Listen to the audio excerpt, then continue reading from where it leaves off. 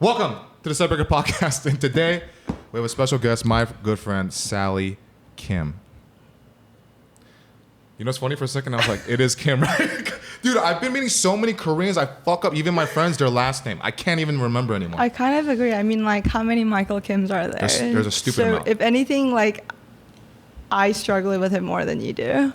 Yeah. Yeah. Yeah. They call you, you said they call you Collagen Girl on TikTok? They call me Collagen Girl on TikTok. Yeah. Because you have a business with, that's all about, I don't know shit about collagen. The only thing, when I think of collagen, I think of, what's that? Like tendon? From meat? Yeah. Like eating tendon. Yeah. I like to eat that in Yeah, I mean, that's all collagen. I mean, collagen is bones, muscles. Your entire skin is collagen. Okay. Yeah. Yeah. You know, when I look at your skin, I think about how fucked up mine is. And I think about all my blackheads. I think about all my wrinkles. And I think about how people think I'm 32 and some people think I'm 40 already. Damn. Yeah. Like there's this girl from Clubhouse. I'm not going to say her name. And she's like, she said, she's Korean. She said, you have a nice body, but you have an old face. So she helped me buy skin products, $50 worth. Yeah. That I didn't use. Why? And I lied to her. And you said you used it? Yeah. Why, were you trying to hook up with her? No. I'm not gonna spend $50 on like skin care to like try to hook up with that. Fuck no. Fuck no. Hell no. But the thing is, like, people don't understand that when you just do a little bit of effort in the beginning, like, you're gonna be so proud of yourself when you're 50.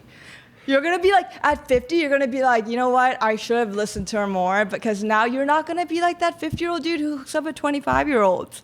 You know, like Leo. Wait. What's wrong with being the 50-year-old guy that hooks up with 25-year-old? No, there's nothing. But you're going to have a lesser of a chance doing it if you look really old. So you're saying, you were promoting it. Yeah, I'm promoting it. Oh, see, Male you're one privilege. Male privilege, True. no biological clock. Eggs, no eggs. Yeah. You could be 50 and you could be dating a 19-year-old and guys would be like, yeah, you got this. I wouldn't go to 19, but 25 is pretty chill. Yeah, 19 is like way too young. 25 to 19, half a year. Yeah, that's a big difference. Is it a big difference? You don't feel like it's a big difference? Like mentally, I feel like from 19 to 25, I was a vastly different person. To be honest, if you're 50 and you're going for like anyone under 40, like at that point, you're just a big mess. And like anyone who you net on whatever, good for you. But I don't know. I don't promote that. What about women who are 50 that go for 25-year-old men? I also don't promote that. Like, I just think there's so much that you need to be, like, on the same footing of, and age happens to not, like, age, if you quantify it, not a big deal, but, like, phases, experiences, and, like, how could you really be on the same page with someone when you lived double their, like, lifespan? That's true. There's truth in that. Because then you just want a daughter or a son. Yeah, and I think that's, like, a weird psychological thing that you really need to get checked out. It's like a weird form of artificial incest. Dude, yes. In a way. It right? is. Like girls that be like, Daddy. I don't get turned on by that because I think of all their issues about with their dad. And I'm thinking like they're trying to like heal that by fucking me. That's so crazy. But that's probably true. There was a correlation. And so it sounds like a joke, but I really mean it because I thought about the correlations with my past experiences and what I see with my other friends go through. And it just kind of makes sense. Whether it could go the other way. Oops, I smacked my mic. Like, it could go the other way with a guy and then a girl and then like making him be or her be the other girl, the girl that he's dating, be the like surrogate mother to, in a way, like a mom. Yeah. I'm sure you for sure have been around those guys. You for sure have. Because you're so like caring. You're like the perfect target for a guy with mommy issues. Dude, I'm not gonna lie, it's true. Yeah. When you said that, it like kind of hurt me because it's true. You know, like when certain things like come at you and they bounce off, it just means it's not true. That one, I'm like, yeah, that's true. But I'm trying to work on it with therapy right now to not have that savior complex. And I recently went on a date with this dude who, I'm not gonna mention his name, but and this is literally not his fault at all, but his brother that he had cut off had a manic episode in front of me.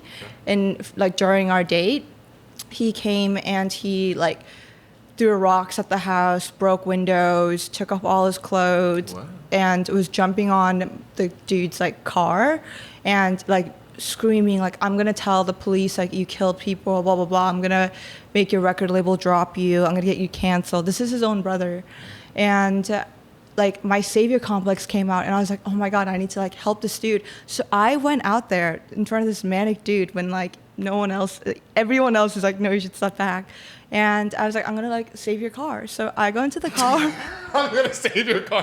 Well, the guy was jumping on it. He literally was like stomping on the car, denting it, all that butt stuff. Butt naked, yeah. And I go in there, and he starts swinging his like things in the windshield in front of me, and I at that moment. Okay, but what sounds was he making? Was he laughing or was he screaming? No, he was screaming. He was screaming. Did he make eye contact with you as he was swinging it? And then he like. He goes on the floor, like on the road, and he just lays there. Like he's just like laying there. Like he's like, run me over. Holy shit. And I was like, oh my God. And old me, if you saw me 8 months ago when we did our last podcast, old me would have been like, hey, like I want to be here for this dude. Like, you know, the brother. Like, and I would have done everything I can to like make sure that he felt okay. Like, sent him stuff, brought him things. So like that's just like you know, that's like the mom side of me that kind of comes out. Yeah. But with therapy and stuff in the past few months, I realized that's just literally not my place. Like I don't know this dude. I've met him 2 times. Like unfortunately that happened, and that's totally not on him. And I would see him completely, like I do separate the two, right? Like he is not his brother, but I had to really reel back and be like, I need to stop overextending and like detach myself from people who are going through these experiences, because they need to go through it alone. And I can't be there like holding their hand every step of the way. Yeah. Right? Like true. They have a therapist for that. Yeah. So I'm learning. Yeah. I'm trying to not be like. I love how no guy went out at the same time as you. I know, and that's something that. What did the brother do? The guy that you went on a date with, he was just inside. Well, so he was like freaking out. He was like, I can't like. He was like, I have a restraining order against him, and like the guy, the difference though is that like the guy had history trying to like kill him, like with knives and stuff. Oh, so he was scared for his life. Yeah. Okay, but you knew about that, and you were like, I want to save this car. What's wrong with me? Something's wrong with me. Yeah. Yeah. What's not wrong with you? Yeah, a little bit. I just thought, well, in my mind, I was like, he can't hurt me. Like, he doesn't know who I am, right? So, like, I thought that, like, maybe he would give me a free pass. Like, because he's logical and sound, I was like, right? I was like, maybe because I'm a girl, like, he wouldn't hurt me. So. Yeah, a naked guy. Yeah. Sing a. That's what I'm saying. Pretty little Asian girl. He's gonna do nothing. And then he swung his balls in my face. Was it a compliment to you? No, I was traumatized. I will be too. Oh my God, it was genuinely the most memorable first date in my life. Like, wow.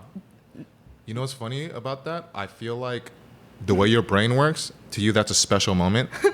And you're thinking ahead of like, we can talk about this and laugh about it later, which is a funny thing to look back on. But already, I feel like you're already like. But you know what I think about that though is I was listening to the podcast that Joe Rogan had, the North Korean girl. Yeah. I finished all of it today, and she was talking about trauma and how a lot of like first world country people, Americans, we have no real issues, like actual issues, so we like seek it, and then we we like kind of traumatize ourselves because we tell ourselves this is so important. So in a way, like somebody else could have looked at that and been like, oh, my life is over, right? Yeah, it's still fucked up. It was scary in the moment, but it's not like you're thinking about this constantly and you don't let it affect your life, right? Right. So she brought up a great point. And I was thinking about that for me too, because sometimes people come up to us and say, oh, that must have been so bad and shitty. What happened to you? It's like, I mean, it was, but I mean, it was, I'm over it. I just moved on. And like, no, you should really look into it more. It's like, how much more do we have to look into certain things? Sometimes we just. I think that's a really healthy like way to compartmentalize, but I will admit that I struggle with that sometimes. And I like to think that like everyone else's problem is my problem. And if like, I guess I put like this weird pressure on myself. Like if I think, especially if the person that's going through it doesn't have anyone else that would do it better than me, then I do have to take that upon myself. Okay. You know? Okay. Yeah, and that is actually a valid thing to work on because that, I mean, you're putting yourself in danger. But, but the thing I said about the whole like trauma thing was for like a separate issue. Yeah. But the way, so for you, that's kind of like a strength, but it's a double-edged sword. It can. I think it's actually a detriment. Like I actually am starting to realize like you can't, it's like feeding someone who's not trying to eat, even if, right? Like it's like, even if they're hungry, even if they need the food, sometimes they might really, really like not want it. And I'm sitting there like spoon feeding it to them. Like it's good for you. And there's I'm like, a reason why. And I'm like, I'm doing this for you because I care about you. But to them, they're like, what do you, like, it's extra, you know? It's like, they never asked for it. But I think it's because I've just, and one thing that I kind of disagree with the Joe Rogan thing is like, I did go through a lot of trauma. So I think because of that, I'm like more, like that resonates with me more. I feel like if I haven't gone through stuff, I wouldn't necessarily go out of my way to like do it. No, you're 100% right about that. I just didn't want to give specific examples because some of the examples they gave were more, they're very like politically heavy. So we'll say like an example could be like I didn't like a very shallow. Oh, I didn't. When I was a kid, my left shoe was a little bigger than my right, or just something. I don't know, something, or like as an adult, like the Coke I got, the waitress gave me a Coke Zero. I wanted a regular Coke. What a bitch! You're so what a bitch right. Like that. You see what I mean? That's their problem. Yeah, that's what I meant. Yeah. So I'm glad you said it like that, so I could clarify. Right. Damn! Imagine having that much of privilege that like that's the kind of thing that gets you down. Dude, I know people like that, but I don't associate with them. Yeah, because they piss me off. You should disassociate with them. Yeah. Damn, that's crazy. Damn. Yeah.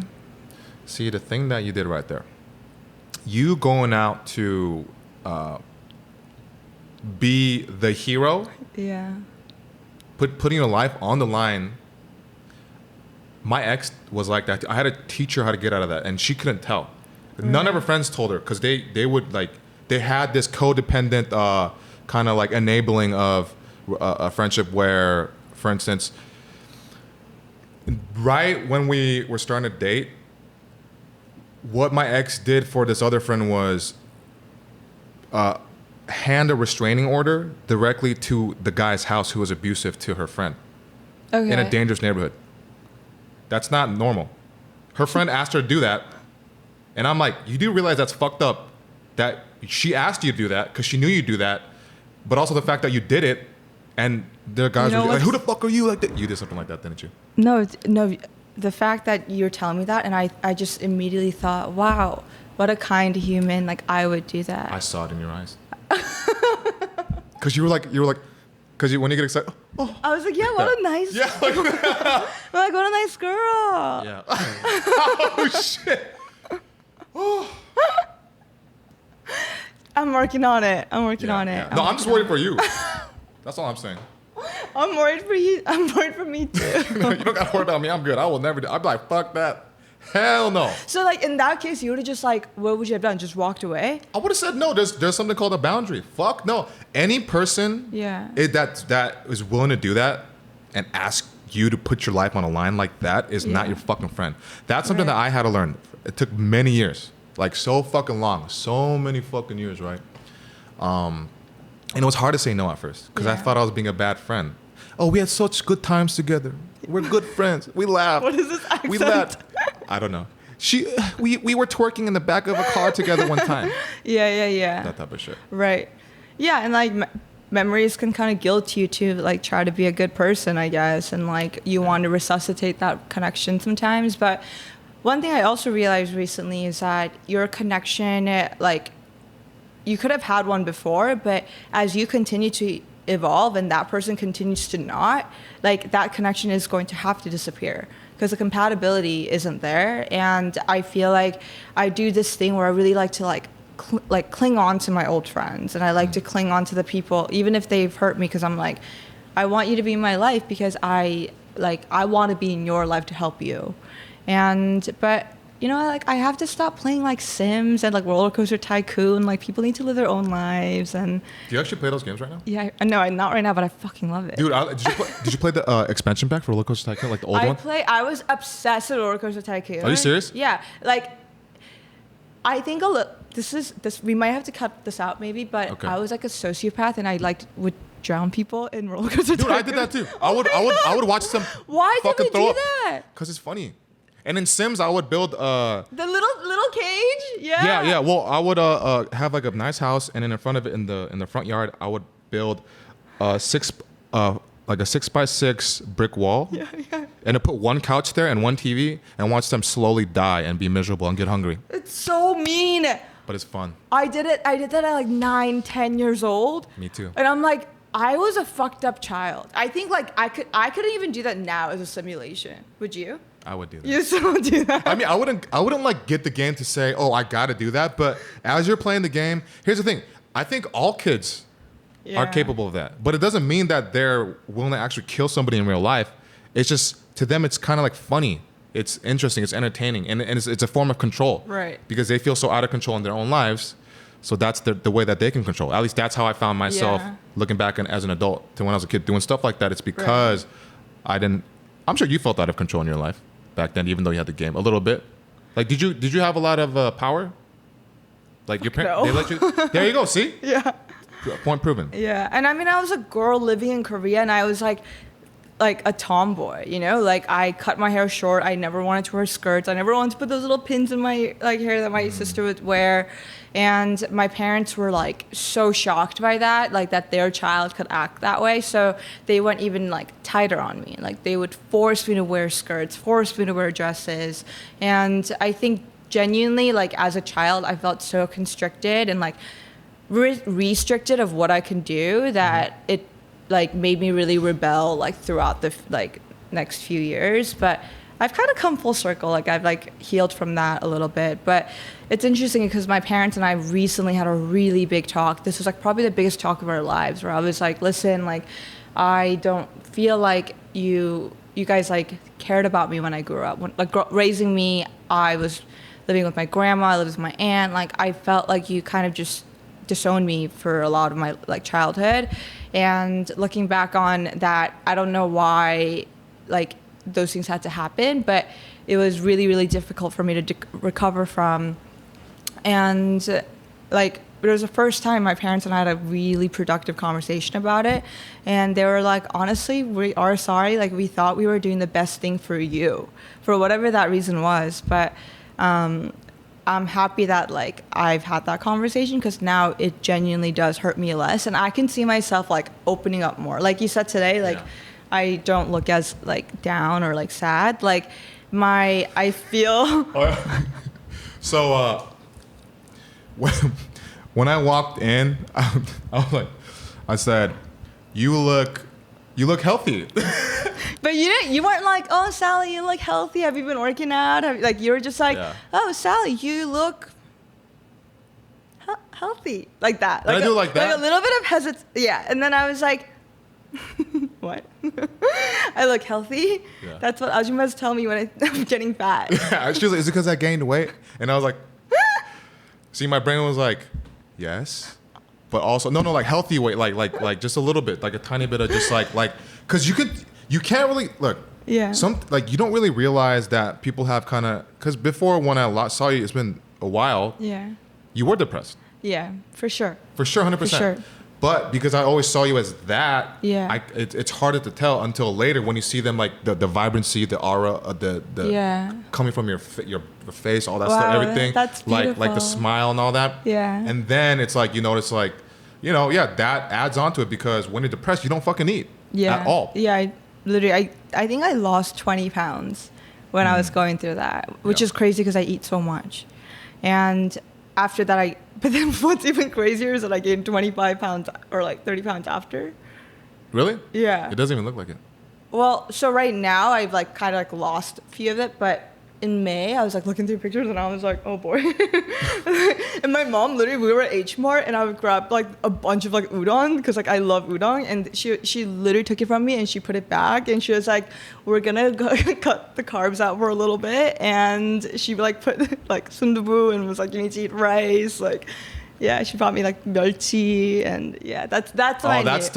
Yeah, that's what I knew. 멸치's anchovies, guys. If you don't know, little anchovies, which they taste good. They do taste good. Nah. Enough. They're not the main thing. They're just on the side. You eat a little bit. Yeah, exactly. With the main stuff. Exactly. But my mom didn't want me to have the main stuff. She just said you need to now go eat the side Dude, stuff. eat what the fuck you want. Who cares? Yo, Tiger Asian mom, Tiger Korean mom. I gained weight too. Really? Well, like I actually gained. You're tiny. No, I don't have abs anymore. I have no abs. I used to have a fucking 6-pack, and then I told myself, like, who the fuck am I doing this for? I don't even care. You know, by the time you're in bed with a girl, anyways, like, it's already there. So I'm the one looking at the reflection of everyone. Like, I'm walking past a fucking like a Gap, and looking at the reflection, and I pull my shirt up a little bit in the mall. For me, nobody knows. It drove me crazy. So I said, fuck it, I'm gonna just eat and drink. I started drinking it a little bit again, but then actually a lot. But then I started chilling out on the alcohol. You honestly can't tell though. Yeah, but when it pulled my shirt up, and I was in a short film yesterday. Oh, really? And I didn't know I was gonna have. I played a hooker. I didn't know I was gonna have my shirt off. Oh, you played a hooker. Yeah, and I didn't know I was gonna have to have my shirt off like that. I mean, it makes sense as a hooker, but I didn't really think about it. And I was like, oh man, maybe. But then I was like, dude, embrace it. So I was starting to flex my abs my stomach a little bit to make it sink in. And I was like, you know what, dude, let that fucking shit hang out. Who cares, dude? Who cares? And I felt good. I was like, I own this. You know what? I have girlfriends who literally have like this weird bias against hot dudes at 8-packs. And like, they're like my prettiest friends, but they strictly will not go for guys with nice bodies because they're like, there has to be so much narcissism going into maintaining an 8-pack that they're like, that is the biggest red flag for me, an 8-pack. It actually is. No, it's a huge red flag. Oh shit! Did you get that? Yeah, I did. Oh shit. Okay, should we pause? Yeah. Okay. Okay, we'll go. Don't step there. No, seriously. Oh shit. I can't believe we got that on camera. Fuck. That is literally proof that I am the clumsiest person in the world. Yeah, there you go. There's the glass. We took time to clean up the glass that flew everywhere, and now. But look, it has like a little bit of like a whale tail kind of thing. Like, I bet you this is something that I could sell as an NFT. You could. I could sell as because art has meaning. Yeah, this. There's a meaning behind the art. It's kind of beautiful. It kind of is. And it could fucking stab somebody too. It could kill you. That's a representation of a toxic relationship. It can seem beautiful. You think it can fill you up. But actually, since it's not an actual cup, it doesn't. It can't fill you up. All it does is cut you. It makes you bleed. Damn, that was deep as fuck. I'm deep as fuck. Wow. Where were we? Well, we were cleaning glass, but now I'm sweating a little bit, but it's okay. Because you know what? It's exercise. Exercise, exactly. Yeah. And we made we just trauma bonded. Is it actually trauma bonding if we weren't bonding because we're recreating a trauma between each other? You know what I mean? Like we were. Yeah. No, I know what you mean. Because like trauma bonding is like. Actually, no, that is trauma bonding. Is it? Yeah, because I used to think trauma bonding was like if you had gone through like a similar form of trauma and someone else has gone through, that's when you bond. But trauma bonding is when trauma happens right then and there, and then you bond about it you bond more because of that stressful environment. So like investment banking, like when I was like with my investment banker like colleagues, it's like we're almost like we like all hated it so much that we all love each other so much.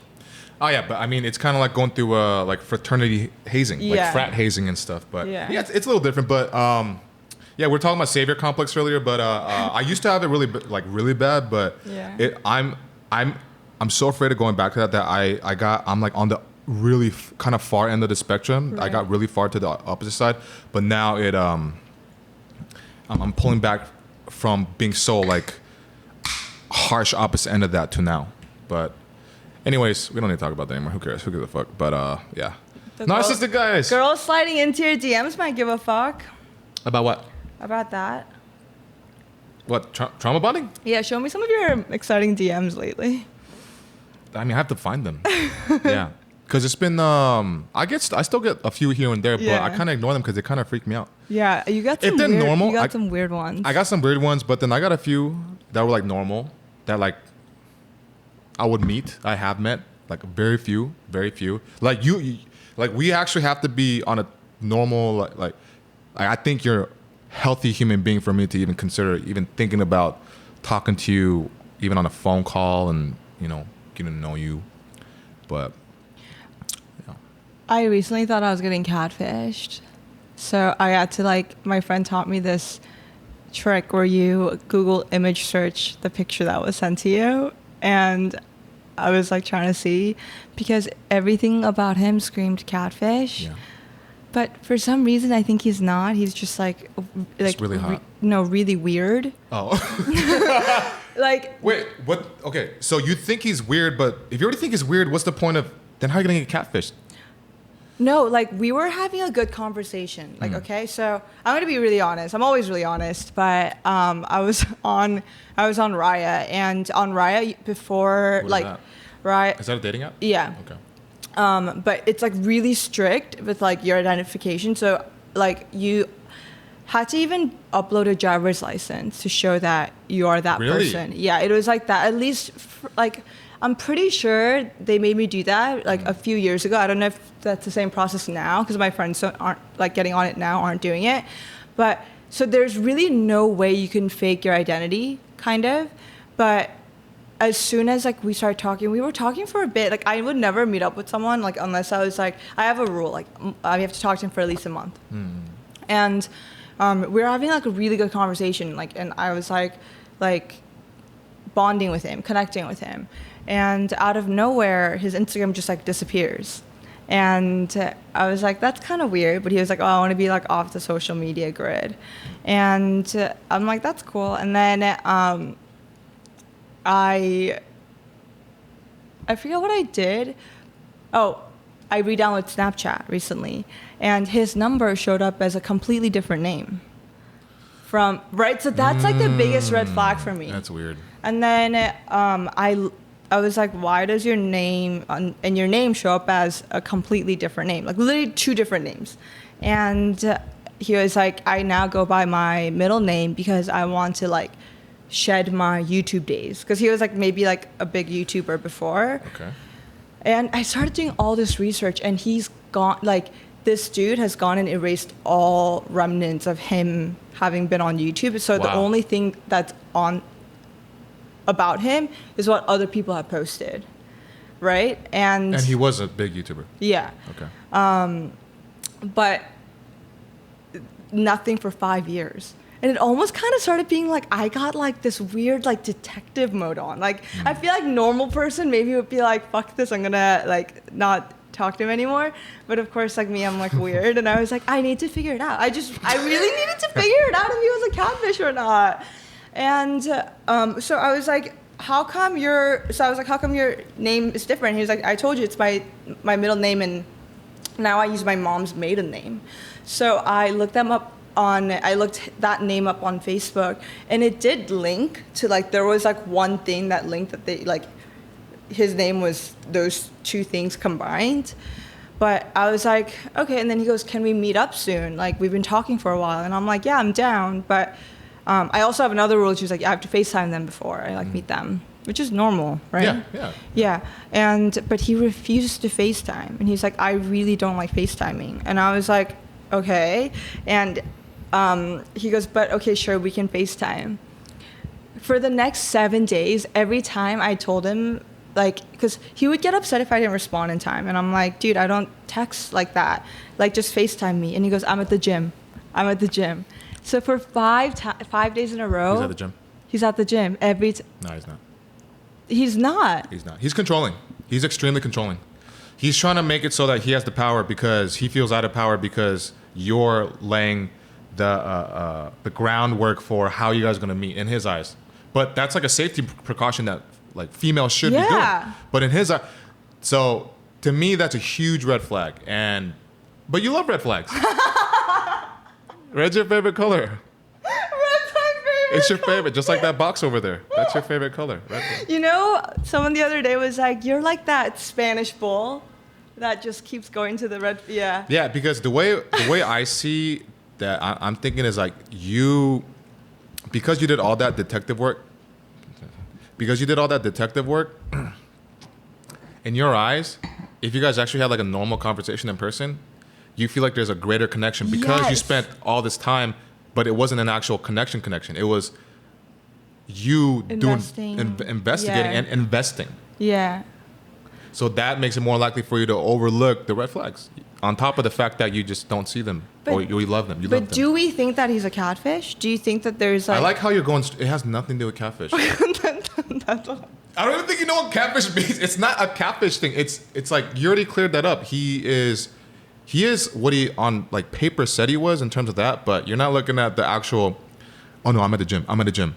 Oh, you don't respond fast enough. Like Sally, you don't respond fast enough. I don't want to FaceTime you. Yeah. I don't want to FaceTime you. But I just think that I completely get it, but I really do want to, just for my own peace and sanity. You know what's funny? Every conversation we've had about guys, you say the same fucking thing. I just want to know. Yeah. So I accept you as is. So I don't. Before I would try to like convince you to like help you see the truth, and I'm just like, you know what, dude? I see the truth. I promise. I see the truth. He's so weird. The weirdest dude. But why do you feel like you have to see it through? But that's what I'm saying. There's something wrong with me. Because you're a detective. That's what I need to be a detective. Right there. But you can't control it. You say you see it, but you can't stop the impulse. Yeah, I can't. I'm just so intrigued by it. I am intrigued. Which makes you think you're intrigued by him.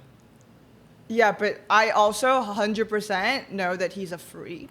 And that is like a really weird thing to do. Just the whole thing about it is really weird. And I think like anyone who has the brain capacity to go through all those like webs to like have two different names, re-identify himself. Like I almost started writing my own like fiction like book about it. I was like, oh, he's running from something. Like he's like. Oh well, you know what I thought earlier when you said that? My first thought was like, did he like sexually do something to somebody to hide it all? Because there's a lot of that coming out. Is that what you thought? Yes. Because that was my first thought. Because that's what those guys would do. That is what I thought. Which would tie in with him controlling. Yes. Him not wanting to FaceTime. Yeah. Him having to meet in person. Yeah, that is what I thought. Him, right? Yeah. I'm at the gym. Every single time? Every single time. And sometimes it would be like at 12 a.m.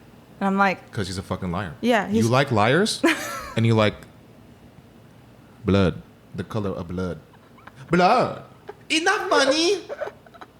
It's not, you know that meme? It's not funny. Blood. Because the kid, like, he's like a little, like, 4-year-old. He's saying that his family member got, like, is bleeding. He's a blood. And his dad's laughing. His dad's like, it's not funny. Okay, anyways. I'm learning, I promise.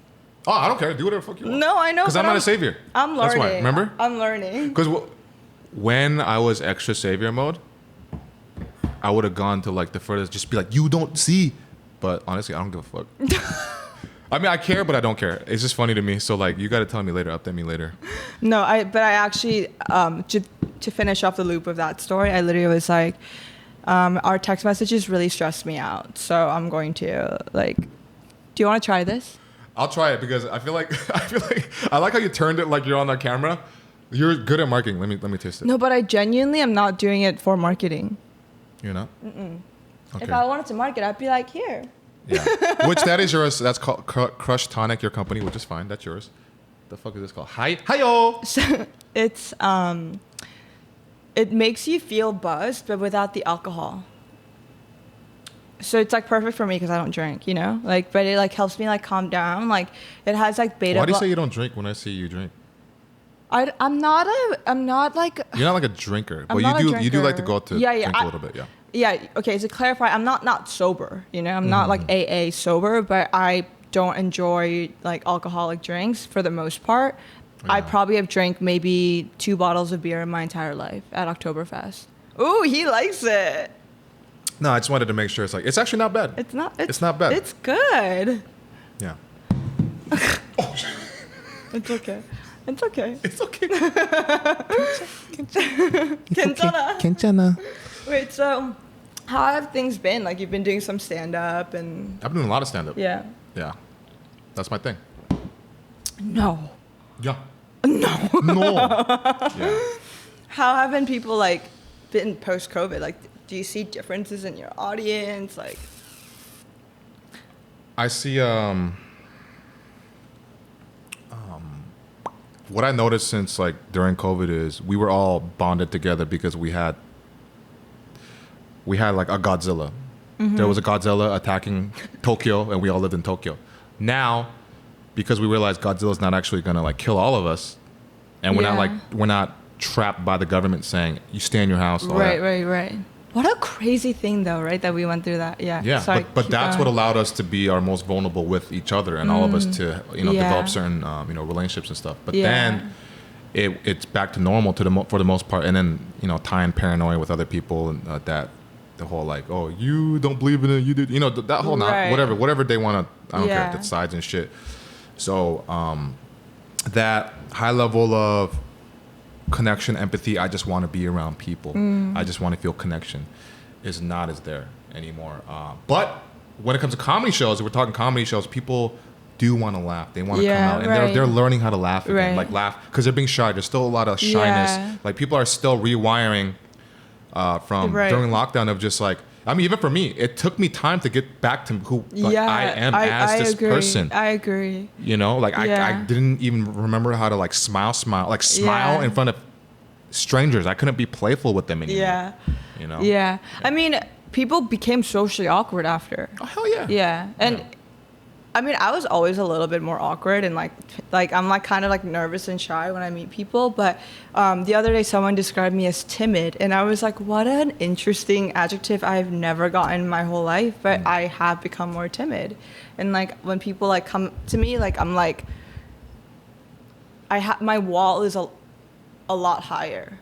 But I don't know if that's also because of what I've gone through with my grandma passing and just like understanding like life from a completely different angle. So I don't know, but I completely like do see that, and I agree with you that vulnerability, like the compassion, like bros are now having fucking hot boy summer, and it drives me insane. Why? Literally, they're like, hot girl summer is over. It's hot boy summertime. And it's not okay. Why? Because these boys are like hurting my friends left to right. But like, weren't your friends hurting them too? That you don't know of? I don't think so. You know what? This might be the most controversial thing ever, but I think guys, when they date, they act. They put up their like best front. They're like, this is... Girls do that too? No, from my experience, girls do not act. From your experience? From my experience, my girlfriends and I, we do not act. When we show up... Do you guys fuck each other? Who we are is who we are. Boys are like... As people, though. But you're talking about dating dynamic versus like... friendship dynamic. No. Dating wise, I think guys act in like reciprocation of what they want to get from women, whereas women. I dated girls that did that to me. Okay, well. Even in friendships too, like I can like see through that shit. Like it's a human thing. It's not just a guy. That's very biased, in a way that like doesn't make sense. Are you mad at me about it? Well, no. Why would I get you? Dude, it takes a lot for me to get mad. No. I know. If I want to get you mad, I'll drink your collagen drink and say it's trash, and then you'll get mad at me. So fucked up. Make that go viral, huh? See right there. See immediately you're like, I like it, because I have. But what? Okay, I do. Like, I've had a conversation with some boys about this, and I'm all for empowering, like whatever, like go for it. If you want to have casual sex, if you want to hook up with people, go for it. That's on both genders. But I think what ends up happening a lot is that the boys like put a lot of like expectation in the girl, what the girl thinks is going to happen, but it doesn't happen. Whereas I don't know if girls do the same thing to boys. Girls do. They do. I've had conversations with girls who were like, I thought like there's this one girl, she thought I was going to be like the best beast fucker in the bed. And then I was like being shy. And she was like, I thought it was going to be different. And I was like, I'm a human. What the fuck you think? Sometimes I get nervous. Like, I don't even really know you that well. Let me get comfortable with you. It's a different story. But like, like, and that's one example. It's a human thing. Wait, but in that case, who acted? Who are you saying like who, like... What? Because we're talking about acting, right? We're like, who's acting? Who? No, she put on the front of being like very in the beginning of just like super cool, chilling. Oh, and then she got like mad. Dude, you know what she said to me? I said this in a previous episode, but I don't need to go over the whole thing. But she was acting like she was into like who I am. Yeah. And then she showed herself a bit after when she realized that like I was like kind of into her. She felt comfortable. She's like, she said, you exhaust me. I was like, what do you mean? What, I exhaust you? She said, your main character energy is so exhausting. Like every time you enter a room, everybody has to know Mike Kim's in the room. Mike Kim's here. Oh, woo, woo, woo, he's here. See, like you're like a main character. Me, I'm a background actor. I'm like a chameleon. Okay, I can adapt to any situation. Any situation, it doesn't matter. Okay, I can do that, but you can't. You're so unapologetically you. That sounds like almost like a compliment if you were to do it in a different tone. Exactly. But it was like a frustration of like, you see what I'm saying? And this one little example out of like many I've seen, and just like, so so what I'm trying to say based off of, I'm not saying what you see is false, because it's true what you see that you go through personally, but you talking about guys not going through that is very wrong. Yeah. Absolutely not true. I talk to guys about this all the time. Because it happens. Because it's human nature. Humans fake the funk. I guess I just don't. Because you just like, if we're talking friendships, you found great friends. I found great friends in my circle. Yeah. Outside of that, I don't know these fucking people. Guys, girls, they'll fuck me over. I don't know. I don't act though. Like even honestly, even on first dates, like I genuinely think. Are you everybody? No. But this is like my perspective. Oh yeah. Like you know, like how like some girls like go and like they like take out the wallet and they're like, ooh, I'm gonna pay. Like they're like yeah. But it's like a full-on act. Like fuck that. I don't do that. I'm just like, you ask me out. Like if like I know you're gonna pay for me. Yeah. And unless I'm not feeling you back and like I'm not like I've made it very clear this is like never gonna happen again, then I will put my card down. But it's like I think it's almost like there's a Korean word for it. It's 가식, which is like inauthentic, but inauthentic politeness. Korean lesson. Write that down. And write it down. I think that's even worse than a girl not offering to pay. Like, ooh, let me, like, you know what I mean? No, like, I agree. Yeah. It's better to have direct communication. Yeah, or just like if the guy legit is like, hey, like I'm gonna take you out and like I'm gonna spoil you, like I'm not gonna go there and be like, oh, where's my card? Like no, like he said he was gonna do that. Yeah, you're gonna and plus, especially if it's a first date and the guy asks you out, I do, and he said I'm gonna spoil you. Yeah, but in general, like it's just fucking between friends. I will go ahead and do that like voluntarily, but I also think that like again like it takes me a long time for me to like go out with someone. So if like someone is constantly being like, let me take you out, and then he finally takes me out, like I'm not gonna be like, oh. But I don't have a purse, but I wouldn't mind having one. You should have one. We should sponsor you a purse brand. I would fucking wear it because there's cool man purses. Because you know what, I'm in shape enough. I have a bald head. I'll be like, they call me Vin Diesel. Come on, let's fucking do it. Oh my god, we gotta put you and Young in the same room and do a little photo shoot. That's what we were trying to do, but like me and Young were supposed to meet, but then something happened. But really? Okay, I wanna third wheel that. I wanna be there. Okay. Third wheel that action. Yeah, I'm gonna third wheel that. But Eli, are you in there? Can I ask you to be a little bit more quiet? We're like hearing you chop and stuff. It's okay. You're so nice when you ask things. You're like, what am I supposed to say? Eli, stop chopping. No. You say it so happy, like, can you just be quiet? If I do that the same way, I look like a fucking asshole. Can you just... Okay, but that's genuinely something that people have told me that I need to stop doing because they think that I'm making fun of them when I'm asking for something. Yeah. Like, I got in a fight with someone and I was like smiling the whole time because I was trying to be nice. And he was like, why are you making fun of me while we fight? And I'm like, no, I'm just trying to like bring down the tone. Like, I don't want to be like, I'm not trying to be like stressful. Can I tell you something? Yeah. I've seen that face before, like last time I was here. And then you got mad at me because I was like not drinking your Kush Tiger. And then you were doing that smile thingy and it was scary. Cause you're smiling, your teeth and like, it's like that. But then your eyes are just like laser, like I will fucking murder you. I'm not gonna lie. People have told me that. You're right. Yeah. And I knew, and then you know what? Because I kind of liked that. I saw that. Then I was like, let me push it more. Let me see. And you're like, you don't like it? Vlog now. No, it's just funny. It's funny. It's funny. Do you need any water from my little? Nice transition. Yeah. Actually, no, I don't want to break it. No, I'm fine. Okay. But you can have a Diet Coke. You want one? No, I don't want Diet Coke. Okay. Wait, so what were we talking about right before? I don't know. I forgot. Girls paying and like. Oh, yeah. So this is actually also a question that I feel like a lot of my girlfriends and I talk about. Okay. When do you think is like a good, like, how do you like splitting the bill? I'll just say, I'll get if it's dinner, for instance. First date, I hate going to dinner, but let's say you go to dinner, I'll get dinner. You want to get the like dessert? Yeah. Like we'll go somewhere else for dessert. Yeah. Or something like that. Exactly. Then just like something easy. Yeah. Just like yeah, cool. Yeah. Yeah. And do you think it's like a little bit of a Korean mentality for a guy to pay? Like, do you think that's stronger in Korean culture than American? Yeah. Yeah. Right. Very traditional. Yeah. Like pay for everything. But like I'm realistic. I'm not gonna pay for fucking everything. Yeah. That's stupid. That's stupid. You know, like I'm not even in a position to do that. Yeah. So if they want to be around me, so to me that's also kind of a let's see, do you really like being around me? Or is it because you want to buy my... I have so many friends that went to dinner for the dinner. Just for the dinner. They told me they laugh about it. Yeah. Or the drinks. I know that. Yeah. I know what girls can do too. I think that's so sad. Yeah. It's okay. Burped. Don't cry. I think that... No, I was burping. I know.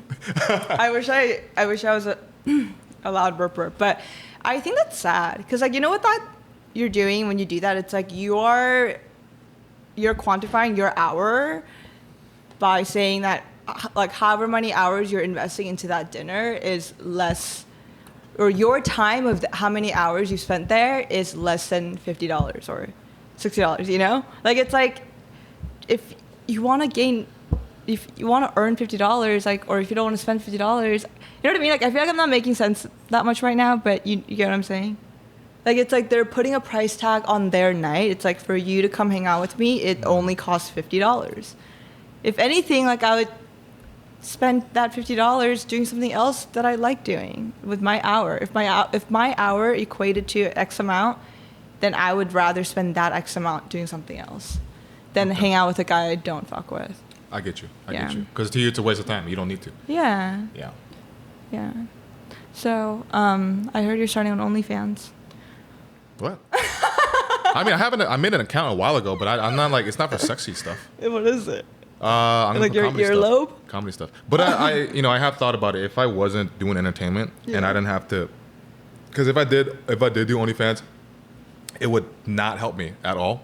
But there was a point where I thought over the COVID, I was like, if I wasn't doing that, what if maybe I would be open to doing like first person shooter, like, you know what I mean? Like first person mode where my face isn't on it, but I have like girl, you know.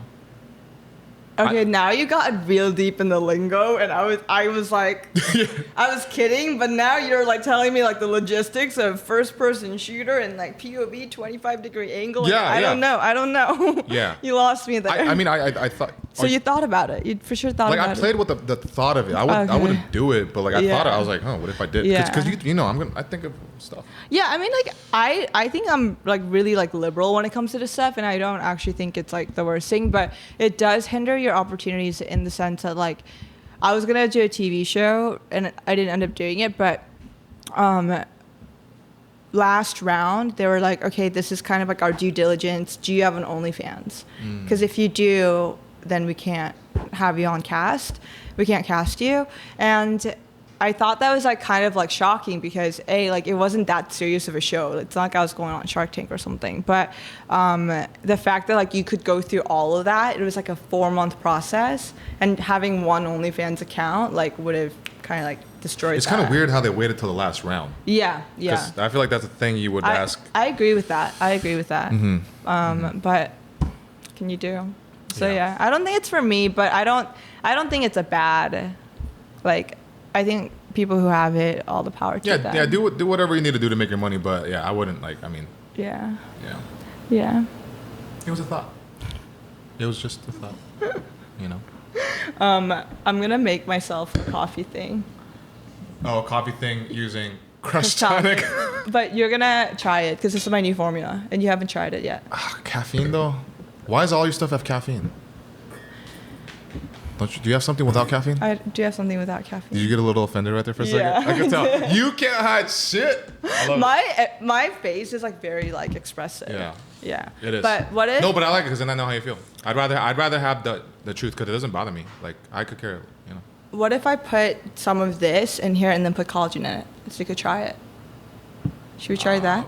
Do you like the way this tasted? It's pretty alright. Okay. I'll try it. Anything, dude. I've never like you're so chilling with everything, but when it comes to your product, any little thing that you deem to be slight like jab, even if it's not, you like flip. It's so fun. You're like, it's like your baby. It's your child. This is your baby. I agree. Yeah. It's like I have that like what's the one crazy? You're like overly protect. You're like mama bear. To the max. Yeah. But mama bear, not like the human is 100 feet away, but like they're standing right next to the cub. Helicopter mom. Yeah, and you think that it's like the human might as well be choking the cub, but it's not. The human's not choking the cub. The human's like, oh, so it's cute. It's cute. I want to see the cub, and you're like, fuck off. No, it's true. It's true. I think the only time I'm not like a chill go with the flow person is when it comes to anything related to my product. Oh, I see. Yeah. Oh, yeah. Very evidential. Oh, yeah. Okay, but 2 out of 2 times. No, this is actually me not like I want you to tell me it looks pretty. This is our new one. Don't you think it's pretty? It's a nice color. What? Look. That wasn't a good enough answer for her, guys. Okay, let me see. Oh, I think you meant the color. Oh, you mean the way it looks? Yeah, just like because we're rebranding. Oh yeah, it's kind of like a makeup look, like Sephora looking like a lipsticky Yeah. thing. Was that what it was kind of like? Yeah. Simple, straight through. Like I feel like this. And is... then underneath Crush Tonic, it looks like a cigarette. It's telling me to smoke cigarettes again. No.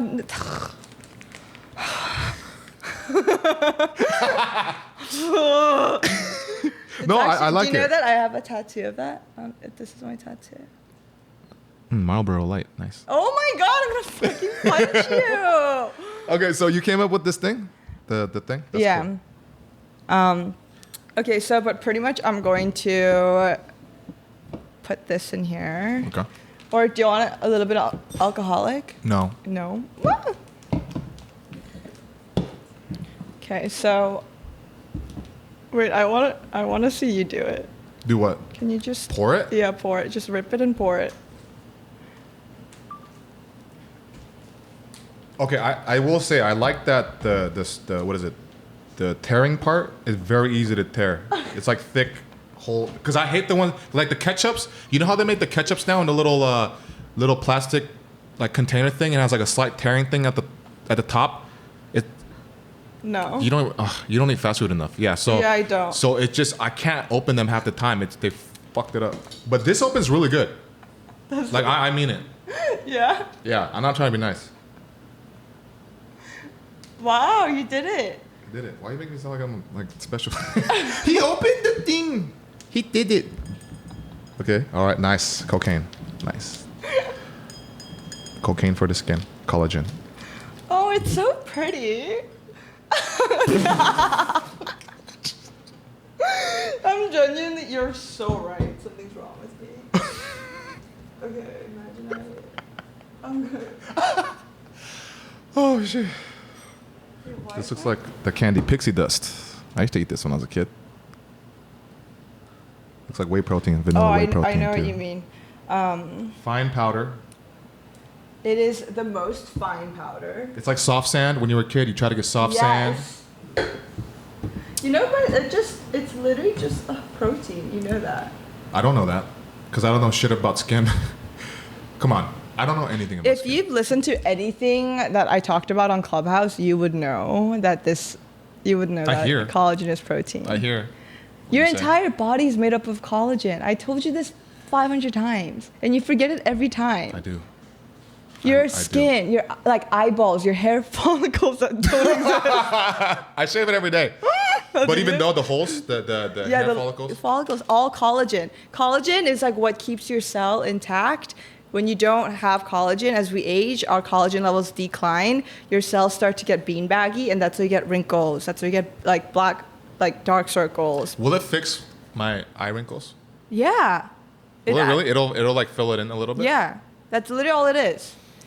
And it helps with your joints. It helps with your bones. Like people who had joint and bone diseases used to take collagen, but then they were like, wait, my skin and hair started looking better after started taking collagen, and they reverse engineered that. Really? Yeah. Anyway, so now we're gonna put this in here. She's pouring the I don't know the fruit energy drink. Honestly, flavor. You should be like, this is a sign that I love you because I wouldn't share this drink with anyone. Like I really like this drink. Wait, why wouldn't you share it? Because I only have one left. I only have one of these left.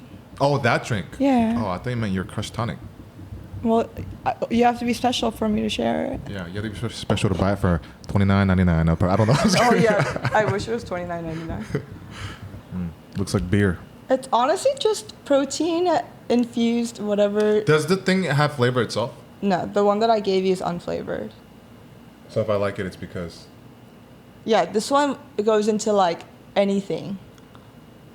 I like that there's no chalk flavor. Yeah, you can't even taste it. Fuck, my wrinkles are going away. Can you? There's literally 10 grams of fish skin in what you're drinking. But I promise I'm gonna like Tastes like sushi. I will. Yeah. Remember when we did Clubhouse period? Yeah. And then we stopped being friends. Remember? I mean, I'm just kidding. I just haven't been on Clubhouse, and we got busy doing. It takes two people for the phone to work, and then it also takes. No, there's a lot of people. It takes one whole person to check junk inbox for a flyer to a birthday party, but you know. Hey, I mean, I have hit you up in text before. No, but the fact that you like literally didn't come to a party because you didn't check your junk folder. I didn't even know to check it. No, because you told me. Do you know why that happened? Because you said, "Oh, I don't know if there's like a limited amount of people." So I assumed that you couldn't come. Yeah, because I didn't get an email, and I didn't want to bother you, so I was like, okay, yeah, because I don't like to like bother people like that. So right, but in that case. I should have bothered you? Yeah, you should have bothered me. You know, you're like one of my favorite. But how come you didn't hit me up if I'm one of your favorite? Why didn't you ask to say, hey, what happened to you? Well, I also didn't want to bother you, and it's like, if you don't want to come, I'm not going to force you to come. I did want to go. You know what I mean? Like, it's like... If I didn't want to go, I would have made up some shit. Yeah, I would have said, I have a stand-up show. And you wouldn't have no way to find out if I was lying or not. Yes, I would. I would check your social channels. No, but here's the thing. I know when I lie like that, and I would post nothing from that day. Girls... Keep this in mind. No, but I don't lie about the stand-up shows. When I have stand-up shows, I legitimately, of course. Yeah. Anyways. You know what you do when you're like irritated? What? Your eyes roll to the top of your head. Real quick for like a second. How did you... You're so observant. It's crazy. So one of the like last fights I got in with a guy that I was dating, like he was like, I really... don't know why you look at me like that, like when you're upset. And it actually kind of upset me because I don't know how to control that. You know what I mean? It's like this. Okay, so there's levels to it. Yeah. So when you're slightly irritated for a second, you go like this. You go like, say, the drink you're tastes like, this whatever. tastes bad. And then it's like, so yeah, I mean, and then you go back to normal. But when you're next level irritated, like more towards anger, you go like, yeah, so, I mean, you just have to drink it. And it's good. And then when you're really, really angry, like the last time I was here for that moment about when you took it so offense that I wasn't drinking it fast enough and I wasn't really like, oh, it's so good. You go like, I mean, it's good for you. No, seriously, it's good. Drink, here's why. Like that. You can't hide it all. I look like a fucking Saw character. Like that crazy Saw character. If you had a knife, I'd be scared. That's crazy. That's scary. You're so easy to read. Yeah, I could never play poker. Yeah. But that's true. But you know what though? Here's the thing. But the good thing about that is that, which is good, is because you have the tell, which you can't really hide so well. Then you kind of know what to do with it, because then whoever you think I would know by now? No, I don't. I don't know at all. No, but I'm trying to show it in a positive light. Yeah, no, but it's not true. It's not true. But do you want to hear why I think it could be? Okay, why? Let's positive our way through this. Ready? Solution-oriented mindset. Yeah. The one thing that could make it in a positive light, since you can't hide these little tells, is then the person could be like, okay, she's clearly mad about something, or is it worth? Is it like, is she mad? No, because her eyes went up to her head for a second. Yeah, it's fine. It was like a moment. But then when you do the crazy, then the person could be like, oh, you're mad because of blah blah blah, because whatever, and then you don't lie about it, so then you go, yeah, then we know what to work on. Yeah, then it's easy. Then you move forward, because it would be a problem if you couldn't admit it. When all your face like all that, then that'd be fucking irritating and toxic. Yeah, I think it's because, and this is like probably a little deep, but because I wasn't raised by my parents for the most part of my childhood, I always had to be a guest in someone's house, and I had to always provide value, be happy, bring happy energy. Like when my friends like go to their parents' house and they just like relax on the couch, like that's not like a feeling that I'm used to, right? Because like I was always like, grandma, what do you need? Like, what do you need? Like samchon, which is uncle, what do you need?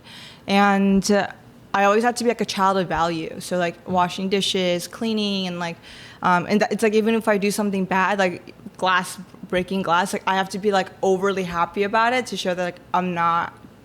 That you're not bothered by it. And not like, it's not something that they should feel super worried about, because I'm always trying to like lift the mood of the like what environment I'm in. And so I recently like uncovered that in like through my like therapy talks and stuff like that. So I'm trying to like work on that, because I think it is a lot healthier to just be like, whoa, this is upsetting, and like but what's hard there is I think when one person is going through therapy and like evolving, whatever relationship I'm trying to work through, if that person's not open to that kind of like discussion, it almost becomes pedantic, and I'm just like lecturing them, or like, you know what I mean? Dude. Yeah, I've been in that. Yeah. You're like, I need to stretch for this one. That's now one of the what is it called? The list of things that has to be there. Yeah. Because I thought it didn't have to be. But now I find it has to be. Yeah, you need that. Because then when it's like that, then when you have a discussion and you can work through not even just like your own shit with each other in the relationship, but then like other stuff. And then you can like banter, and it's things to talk about. And then you kind of learn a thing, because also I'm an external thinker. Yeah. So then and then the other, and then that kind of adds another bonding value. Yeah, completely. So it's overall a healthier type of characteristic in the relationship. I think my prereq now is like, you need to go to therapy. Like, I'm not going to date anyone who's not proactively going to therapy. So they have to go to a therapist? What if they do things on their own? Right. You're like, so you would be like an exception there. Yeah. Like, because you do like. Because I was like, but I will admit this though. Yeah. On a previous podcast, I did say I have been heavily considering going to therapy for specifically for like relationship stuff, because I feel like maybe it might be time, even though I've done like, I figured out a lot by myself, but I don't know how much I've truly, because I've improved a lot, but I don't really know how much, because I haven't gotten into a relationship since the last relationship. Yeah. So I was talking to my friend, I was like, I almost want to get into one. I mean, not just for that reason, but because I need, because like, how do you know? You don't know. For sure, I agree, and that's when you need it the most, right? Because when you're dating, when you're sensitive, when you're emotionally attached, is when your inner child comes out the most. That's when your trauma is the most magnified. And because I think work, whatever, like you can kind of coast on it without showing your trauma, because like that's not what's needed to succeed in the world. Yeah. To succeed in a relationship, you have to be okay with everything your partner's going through and not make it about you, not make it about your ego. And I think that is what therapy helps with, because like every human, you're always trying to protect your ego. You're trying to build it back up. That's what our biological instinct does. Sure. And I think therapists like really objectively help you get to that point where your ego can be small and it doesn't make you small. I think one thing about anxiety though, like kind of adding to that, what I really recently like wanted people to know about me is I think a lot of people think that like my life is so easy. Like they're just like, and this makes me sound like kind of like douchey even me saying it, but like they're like, you're a pretty girl, like how hard can life be? You know, you're a pretty girl and you have a successful brand, like, but it's like the more and more you have these like expectations for yourself, the harder it is to maintain like and succeed using that as like the metric, right? So I sometimes feel like if I wasn't any of those things, that I personally would be happier. Like I don't have these crazy thoughts that I have to deal with on a constant daily, like I have to battle so many things to now be happy with myself that I don't know if I would have if that wasn't the case and that wasn't my life. And my anxiety just keeps getting worse and worse and worse. And it's, I think for me, like I've come to healthy like understanding of it now, and it's like, you know what, I'm not socially like inept. Like I just need a couple things. Like I need to take a 5-HTP before I go out. I need to like make sure that I'm like calm down. Is that a thing that like for like the adrenals, to calm down the adrenals? Yeah. Like, and it helps with your serotonin, so it helps boost your serotonin. So because everyone's brains are different, right? Like we have different like bodies. Everyone has different eyes, different nose, different everything. Like we all have different brains. Our brains are so like imbalanced for the most part, even to begin with. And it's like with all the other things that are going on. So like I'm more open about it now, but like I have ADHD. I had it like, you know, I have really crippling anxiety. I like used to struggle with OCD, like body dysmorphia, perfectionism, like all those things no one would know from like the onset of looking at my Instagram. But I think now that as I get older, I'm like, me sharing this helps at least one other girl, one other boy out there like feel better about it. I want them to know it's like nothing that you see online, and everyone now knows this, is real. Like everything is just fake, and everyone deep down, like the guy picking out that avocado, is fucking scared. They're scared of their lives. Like they're like every day they're like, what's gonna happen? What's gonna happen tomorrow? And I feel that way. You probably feel that way, right? Yeah, it's normal. Yeah. What if I said no? You're like, no. The thing is, Mike, some people do say no. I've had dudes be like, I don't worry about stuff like that. Yeah. Because they never had to fight for really anything to come their way. For identity and all that. Here. Good thing.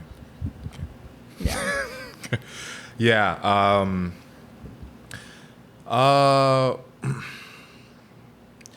You know what I was thinking about though?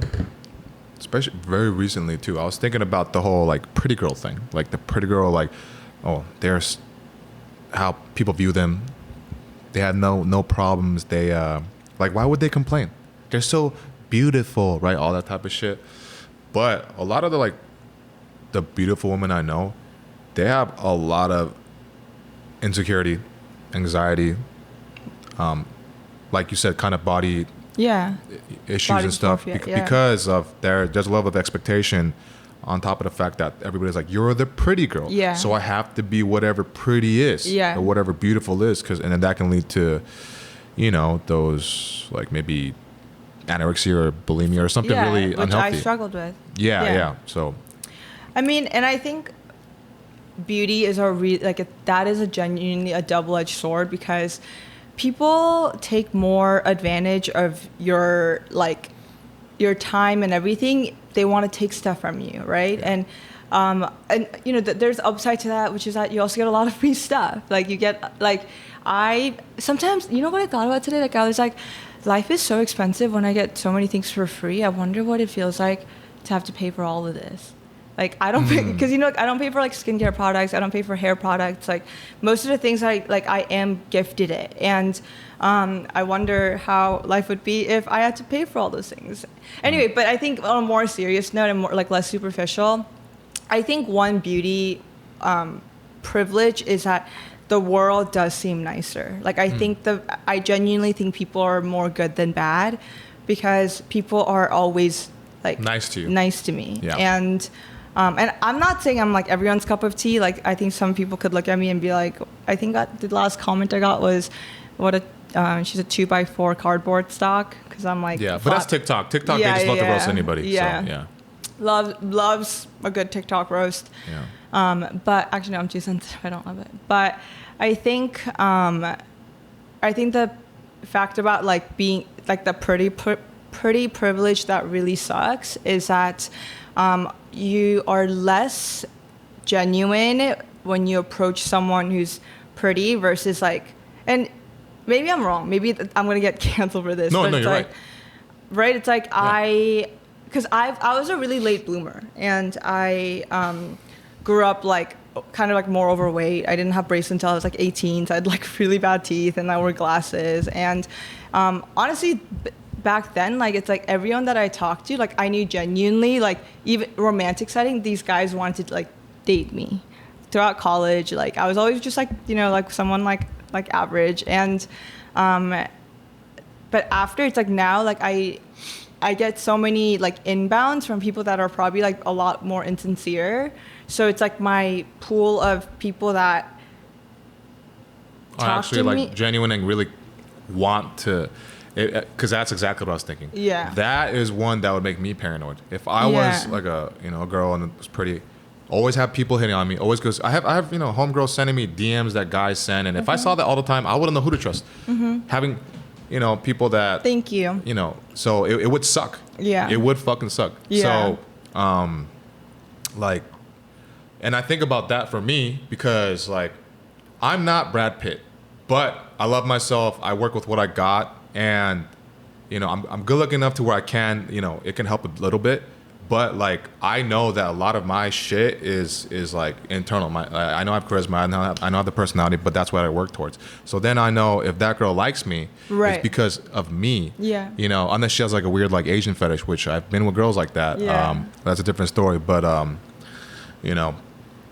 so then I think of the other side, and it would just like. Yeah. So. But I mean, I think it'd be unfair for you to say that you're on the other side, because like you are witnessing beauty privilege in how you live. Beauty privilege? I don't think I have beauty privilege. Okay, maybe privilege. not beauty, but like you're a tall Asian like buff man. You know? Okay, like okay, it's all like right. If you're you talking have, like taller, okay. You have a privilege of your own. Like you're compared to like the small. Well, no, just like in general, like you're not bad to look at. Like you're like I would say you're 멋있어, So it's like. Thank you. You guys heard it. That means handsome, guys. 멋있어 means handsome in Korean. Like. And I think the beauty in the way world works is that everyone has different types, and like maybe like right now the society's type is Brad Pitt or whatever you said a while ago. But I think everyone has different types, and I'm completely like appreciative. And if anything, I love that that's how it is. Like someone that. If me and my friends went out and like my friend thought this guy was like hot, I'm like, oh, not my type, but like, yeah, good looking, go for it. And and like that's how you can stay friends with your girlfriends. You have to have different types. Because you go for the same one. Yeah. That's a problem, right? Or if you look too similar. Right. And you know what I recently also went through, and this sucks, but it's like a girl that like we all met like a new group of people that night, and I really liked the girl. Like I thought she was so cute, and she was a little bit younger than me, and so sweet. But she was like my best friend's friend, and she liked this dude. She met this. We all met the same dude at the same time, and she thought he was cute. But he was like holding my hand, and I I was just like, oh, like no, like I was kind of like pushing away, but she took that so personally, like because she liked him. Yeah, she wanted to like see where that went with him. But again, it's like this is like all happening like on a kind of drunken night. So I don't think anyone was that rational. But to make long story short, like it's like I think that's also a huge part about like beauty privilege. It's like if you even just talk to someone, it can make someone else insecure. Whether it's that person that you're talking to, or the person watching it, or whatever. Just like everyone's ego runs wild when I'm just having a conversation with someone, and that's it. Yeah. But that also comes with options, even if they're not options you want, because there's very less scarcity for you. Scarcity mindset, which is most people. Can lead to it can ruin friendships. It can cause people to do. I mean, people kill for this shit. Like literally kill people. It's crazy. It's crazy, right? I do want to talk about this dream I had though last night. Okay, tell me. I do want to talk about it because so I had a dream about my ex. Okay, I haven't dreamed that for a long time. I was looking at her, I was talking to her, and she had the look of where, like, in those moments where when we were together, we would talk and then we would, like, kind of get deep, and just this look of understanding, care, complete openness, no ego, just I want to understand you, I care for you, that. And then the dream was, it felt so long, but it was so short. I was saying, like, thank you for everything, like, you know, the things we went through, like how much I grew in it, you know, because it's easy to demonize the exes because there was some crazy stuff, but, like, you know, lately I've been thinking more about the good that came from it, because it's been like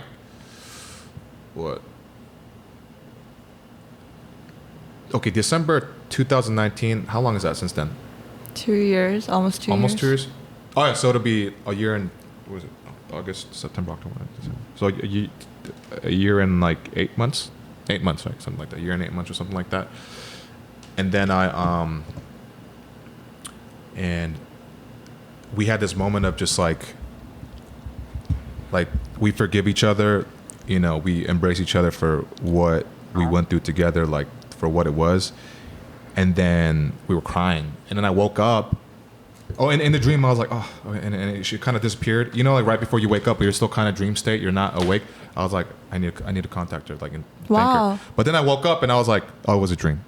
And then the dream, and then that feeling of needing to contact her went away because it was just one of those, because there's no point. There's no point. Did you guys end off on a good note? Very bad note.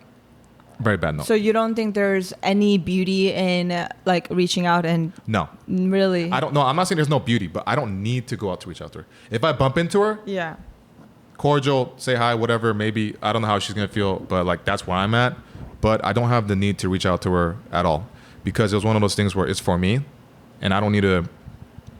Sometimes with certain dreams and certain things, you don't need to tell all your friends. It's like your thing, and that thing for sure made me... I woke up and I realized, because I've been thinking heavily about dating, relationships and all that, and you know, just being more open to like intimacy, because it was like I was just in general with like more like friends and everybody. And then I had the dream and I woke up and I was like, dude, like I 100% am over it, in like a way of not like, oh fuck her, like it's just like, no, you're healed. I'm healed. Yeah. And then I was like, I could get into a relationship. Yeah. But I wasn't before because I was so scared. But like everything that I went through for... Yeah. I mean, your body has to learn that. Your body has to learn that healing. And it's like having a dream like that, a lucid dream like that, I feel like that is your body physiologically accepting that like breakup. And then like it's like now your energy is going to shift to an energy that is more receptive of a relationship. Okay. It just looks so funny, sorry. Oh, because I have the big gallon? Yeah. Like it's literally the two, like you guys are the same size, the gallon and the... but, you know, and I think sometimes, and I could be wrong, I could be totally, this is a personal thing, but you're such a hustler and you've gone through so much shit, like your trauma and it's a really beautiful thing, but it's like everything's a puzzle piece and you've made it through all those things on your own without a therapist, without like a strong support system from like your parents or your friends, your community. But I think sometimes those things almost oppress you even further when it comes to a relationship, because your body and head need to like process that pain like on impact and then like deal with it. But because you're such a hustler, you have so much shit going on, like you don't even have time to process it. You just put it away. And then I almost feel like, okay, this is me, like I'm talking about in my perspective, but I had to grow so quickly in other ways, financially, like providing for myself, getting cut off by my parents, like learning to live in London, Berlin, New York by myself at a young age. And I feel almost emotionally stunted when it comes to dating. Like romantically, like I feel like I'm still stuck at age 18. So like when I would go out and like whatever, like my body language is like I'm not, like I'm not open to it. But I think when you have breakthroughs like that, like your body literally is like breathing that air and like that energy, and like I'm getting a little like spiritual, but I think that's a huge sign that like whoever comes into your next next phase, you're going to be able to like really sync with her on that frequency. Yeah. But I will still say, like, I mean, there's still like the problem or the issue of me, like I have to still learn it. Yeah. Like I still have to, but I'm a little bit more open to it because you're right with like the career and the dream stuff. I was like, if anybody comes into my life, she's gonna fucking destroy it. Yeah. You know what I mean? But now, especially after talking to my friend, which is from the last episode that's gonna come out with the Jason Cheney episode, if you guys haven't watched it yet, but that's where we talk more about that. So it's funny from that episode of me just like talking to him because he has a wife. His wife, he's doing very well in stand-up, and he's been doing it for a while. And I've never heard anybody say this, but so he's been with his wife, girlfriend to wife, like they were like sweethearts, like I think high school sweethearts. He's like 30 or so, and he said if he had to choose between stand-up comedy and his wife, he loves stand-up with all his heart. He would choose his wife. That surprised me, because for me, I was willing to lose everything. I mean, the last relationship, everything. Yeah. But after talking to him, and also just how I've been feeling even before talking to him, and then I was just like, I'm not saying like I would look, whatever I'm doing, it fucking matters to me. I need to see how far I can go. I need to make my shit come true. And and it's gonna come true. Yeah, but now I'm not demonizing like feelings. Now I'm like, no, I could do both. I'll just figure out how and then communicate about it. Whereas before, because I felt so much emotionally connected, that to me in itself was a detriment of that's gonna make me fucking weak. That's powerful. I wonder though if that's because your partners made you feel like incubated in that way though, like they like were like, did you ever feel like in your relationships like they like force you to choose between like because partner shouldn't be a mutually exclusive thing, right? Wife and career, like it's like the wife should be 100. Like if I was dating like someone like you hypothetically, like I would be the one putting you on more than like I even put on myself, because like the support. That's what his wife, because I asked him, does she support you? Like she like down as fuck for it? And he's like, yeah, because even in times where he's not maybe employed for whatever, because he talked about it. Exactly. He still goes out. Not saying like she has to like pay for everything, but it's like he's on unemployment and he's like still hustling, and she's not like, if you don't figure shit out, fuck you. Exactly. Because she believes in him so much. Exactly. That to me is like a true ride or die, instead of like you got to get money, in this and that. For sure. So. And you know what? Like this is something that I wish most girls could learn. It's like they get so obsessed with like, can my man provide for me? Can the guy, like, happy wife, happy life? And they really go hard with that shit. But it's like, dude, like, if the guy that you're dating and the guy that you're, like, married to, you are the one obstacle that is stopping him from following his, like, passion and career, because you're like, I want stability. I want my kids to go to private school. I want this. Then that man and your husband is going to only continue to resent you, because he's going to come home every day and be like, you're the reason I can't do what I want to do. And I can't even, because like I think I'm in the other like balance, right? Like, because like I have my own thing going on, and I see some of my male entrepreneurs have to deal with this with their wives, or they're like, she doesn't want me to do this because it's unstable, and it drives me wild. I'm like, if any guy ever told me that I can't do Crush Tonic because it's unstable, then I would tell him to go fuck himself, right? So it's like, I feel like you would say even more than that. I would be like smiling, and I'm like, fuck yourself. Yeah.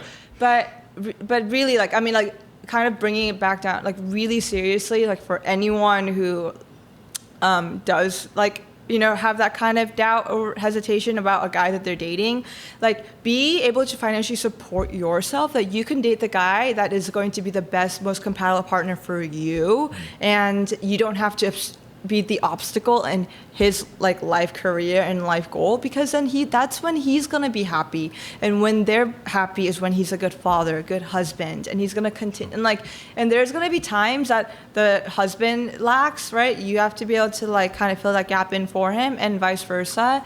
And like I think one of the biggest society's like problems right now is that guys have this like huge burden to be like, I need to provide for 5 people when they don't even have a kid yet, when they don't have a wife yet. And I think that's so unfortunate. Like, go find love, go find and be happy in what you're pursuing, and find the other person who's happy in their pursuing. Boom. See right there.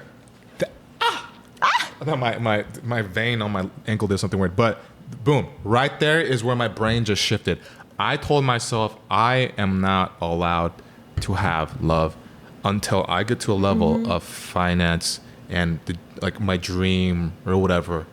And then I started, then I kind of reverse engineered it to me being like 50 or 60, and then I'm 32, and then what, like 20, 30 years of just me saying no until like, yeah. And then I feel dead on the inside, because like I learned so much from every time I dated somebody, like on like the deepest level. And by me closing that off even more, that's affecting my creativity as well. Yeah. So how am I really growing that much? Am I really that dedicated to the... I agree. Yeah. But I wasn't able... See, this was just the most recent, less than a couple of days ago, like admitting to myself, because I've been journaling about it. I'm like, is this what life is about? No. Like just fucking suppressing all my fucking like heart and soul, and then thinking... Because a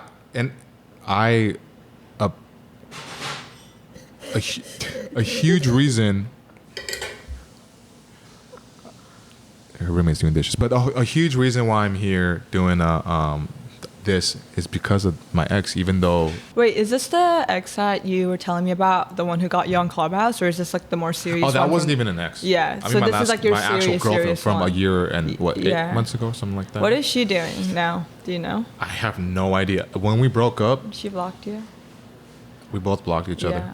I mean, and it's good, because if we like went back, because it was so unhealthy, it would have been bad. So it was for the better that we did that. There was no contact, no social media. I don't even know what she looks like from that point on to now, or anything. And it's better. That's how you heal faster. I agree. Yeah. Because like, how people like who, it's okay to be following them until you fucking see that they're with someone else, and that is the access that I think is the most hurtful. And it's like you're at peace with them for like however months, 6 months, 8 months, a year. Cool, you follow them, you like their like thoughty pics, like. But that moment when you post a girl, or for you when they post a guy, it's a selfie, I would fucking cry, like, oh my god. Or like, what if they were engaged and they do one of those like finger things? Oh yeah, look how big this ring is. Like a boomerang, like that. Yeah, because you're following them the whole time just because you want to see, and your ego of just like, oh, he or she didn't find anyone better than me. Oh, of course they're alone. But you don't fucking know. You don't know. They could be fucking around doing things you have no idea. But fuck, what were we talking about? Your dream. Society. She like I wouldn't be here doing this because like. Because being with her, like the first like relationship besides the other relationships, like that, like because she was so like highly emotional, it forced my deadness of that area of me like to like come out, and it was so foreign and new that like that led to others. It was so overwhelming. It long story short led to me being here and beginning to pursue it. And she actually was supporting me in the beginning, at least. In the beginning, she was supporting me. Because you know why? Sorry, I could go. Until I got further into it, and then she started to sabotage me, and I asked her, like, can I do something better? Can I do better? And she said, I'm jealous you found your thing and haven't found mine. And from that point on, that's when it went to shit. And then that's why, like, it's important for people to have their own fucking thing. It's really easy for them to support you when they don't like you that much, because they're like, oh, I want to be a part of what he's doing, and now I have the right. But once they start really investing in you and they see a future with you, they do all this, they're like, he's gonna leave me. When this success hits, he's gonna find a Victoria's Secret model. He's gonna do this. And I mean, I guess it's like biological, right? Like it's like, it is like that like survival mode instinct almost. But I've come to find that like a guy who is really supportive in the beginning are kind of like always the ones who become the most like weird about it, which is a really weird balance also for me to vet, because if they're not supportive of it in the beginning to begin with, then I don't go for them. So like this is like maybe kind of a lame example, but if the guy was like, oh, give me Crush Tonic, I want Crush Tonic, and I give them, but they like don't try it or they don't post it or like they don't like, you know, give me feedback, like do I have to post it? No, you okay, thank God. You're mad at me, like fuck you. Okay, keep going. No, but it's like, it's less that, it's more principle of like how hard is it to post it? Like, I'm not being like, you need to talk about it and like be like, I love collagen, but it's like, if you're drinking something and it's like someone that you care about, like I would do that. Like, oh yeah, well of course if you're dating like that and then you want to support them, yeah, then especially guys, even if it's a joke, like dude, my skin, I had like, I had like 5 extra wrinkles on my forehead. Now I have. But like even like maybe there's something that we'll differ on, but even as friends, like I will, if I went to your comedy show, I will post you. I would post the shit out of you. You know, like it's just like that, just like how I would do it. So like for me. You didn't post me when you went to my comedy show. When? The first one when we came back. Yes, I did. Did you? Yes, I did. Okay, that was also during COVID, and I wasn't. We weren't supposed to be out. Okay, I see that. Like, so you're worried how they're. Yeah, I mean, okay. I have. Okay, I get that because other people are okay. Yeah. Okay. So like, okay. I posted you on close friends. Okay. But back, I mean, at that point that was like an illegal show. I know. Okay. Yeah, We're fine. I know. Let's go to this. But even as a friend, like it's like someone sent me like. Dom gave me this, like I'm gonna fucking post it. You know, someone sent me these socks, I'm gonna post it, because it doesn't even matter to me if like I'm romantically involved with you or not. Like I at least support you enough as a friend, and for someone who, if you are interested in me, even if just on principle, you can't even do the bare minimum when you went and like it's like he was like, oh, I want it. So I brought him a whole box, and he's like, I drink it every day, like it's so good. But it's like, but you don't want to like outwardly like. It's okay. It's almost like it's such a huge, like when I think of you, I think of Crush Tonic because it's your child, it's your baby, but it's your business, it's everything. You know, it's you. Yeah. Essentially. So in a way, it's like rejecting you. Mm-hmm. Right. That'd be like me. Exactly. Like I have a friend, his girlfriend didn't want to come see my show early on, even though she could have.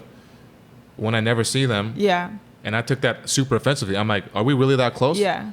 So your girl, I told him, this is at the beginning where like I was like, oh, I was extra sensitive, but it's an extension of that. That is me. Yeah. If we never hang out and you don't give a fuck and you were free, and your boyfriend went without, and we're like best friends. Yeah, that is weird. Right? And I told him that. See, I said it right there. Because that's, I think, again, you don't have to do anything in life whatever, it's your life, people live the way they want to live, but I would want to, like, if you did a Netflix stand-up, if it came out, like, I would literally be fucking posting the shit out of that, you know, like, that would be an in-feed post, because I am so proud of the process you've been, and I'm proud to be even, like, connected to you in that way, right? So it's like, also, that's not fair. Like, remember when you went fucking viral on that TikTok fuckboy thing? I posted you like 5 times that day. Remember, I was like, me and Mike are gonna do a podcast, and like I put up that little TikTok of you on my thing, and everyone was like, "Oh, I love him." Oh yeah, you did. Yeah. I did. Yeah. I just can't go around like being like, I'm at a party. I was yeah. Yeah, no, but it's like, I don't want to be, it's not a petty thing. Like, I just think, you know, like, I want to be with a guy who's so proud to uplift me, who's proud to support me. And I want you to be with a girl who's like, fuck yeah, my boyfriend is doing this. Like, if you had a stand-up, even if I'm not your girlfriend, like, if you're like, you reached out to me and was like, hey, I want some like girls with like following to show up to this thing, I will go fucking out of my way to make sure 10 girls show up. And you know I would. Yeah, I know you know? So it's like, when someone doesn't even do the bare minimum when they're posting a bunch of shit, and it's like, okay, like you don't want to post for me, like it's like, yeah, go for it, cool, but like that already like sets a precedent that you're not the most supportive dude, and like I need to be with someone who is the utmost over the top supportive. Yeah. I mean, it's such a large part of your life. It is the biggest part of my life. Yeah. So I get that. I totally get that. Yeah. Stop pointing that up. Sorry, I have like anxiety, so like I have like little tics. Oh, you get. Yeah, like I like playing with it. That's why I let you out first, and then that's why I kept kind of adjusting once in a while. But now I gotta tell you, like, so that we can talk into. But no, I know how you feel. I know how you feel, especially as like on my own brand, but you're still your own brand too. Like we have our own little thing, and we're literally exchanging our fucking life force for this. Like our time, we're aging. Yeah.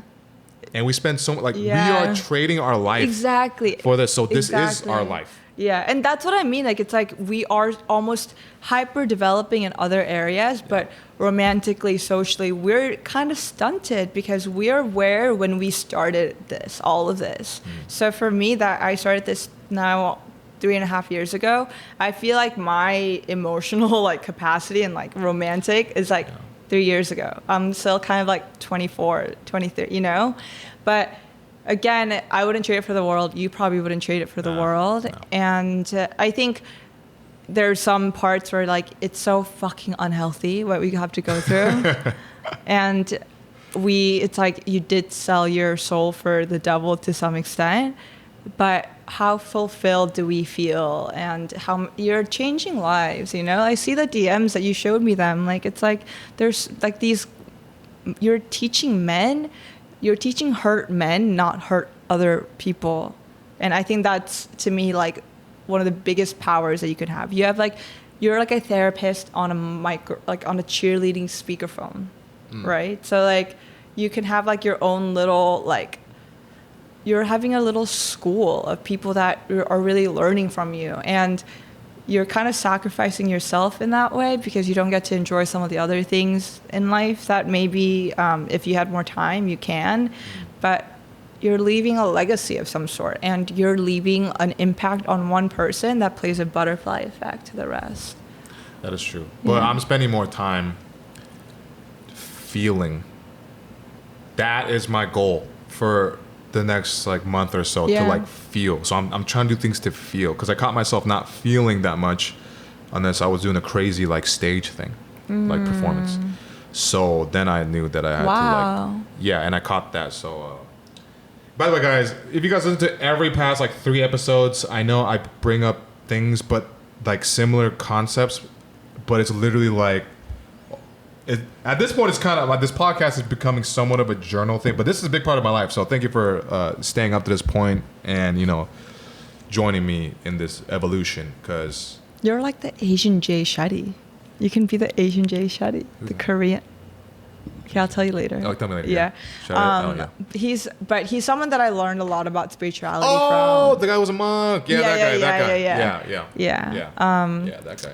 But fuck, what was I gonna say right before? You're like Jay Shetty. Okay, it'll come to me. Yeah, it'll come to you. It'll come to me.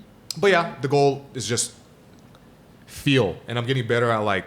Oh wait, yeah, I got it. Oh, that reminded you? Okay. Yeah. Okay. Are you feeling jaded because that exhilaration is so high?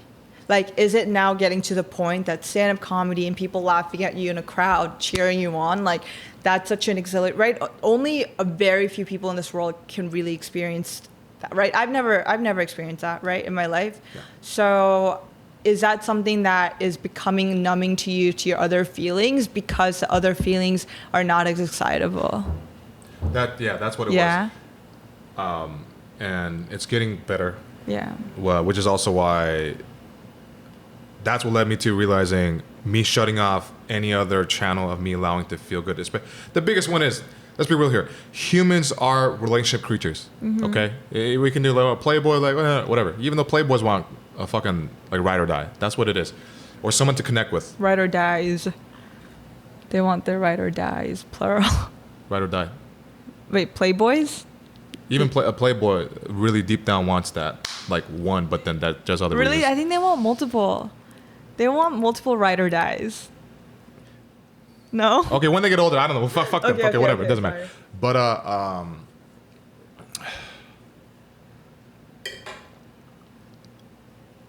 yeah, because every time I'm in that, like, I allow that emotion to come, and then other stuff, other emotions, and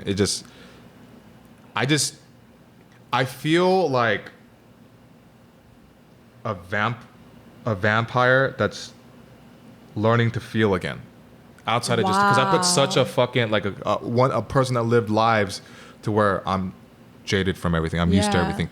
But the reality is, it's not so much that I'm used to everything. I just got used to one thing, which is like, and then I started going on this like rabbit hole of, oh, that's why like adrenaline junkies, they do drugs because if they don't have that, they need to keeping that. Or like UFC fighters, like I know UFC fighters who have to get fucking drugged up like on uppers and all that shit just to, because their baseline is just so like, just they need that outside stimulus. Yeah. And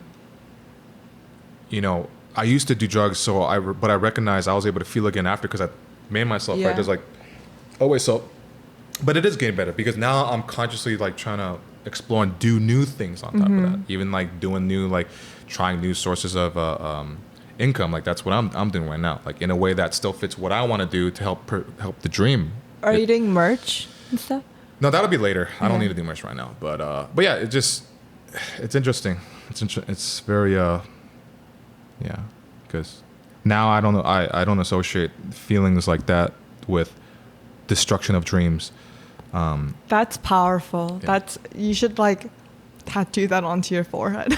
On my forehead every time I look, or on the top of my head, and then when I get embarrassed, I'll let the hair grow out. Yeah, exactly. But if it's too far up on my head, they'll still kind of see it because it's kind of thinned a little bit. But now with collagen, you'll be able to hide it. I can hide everything.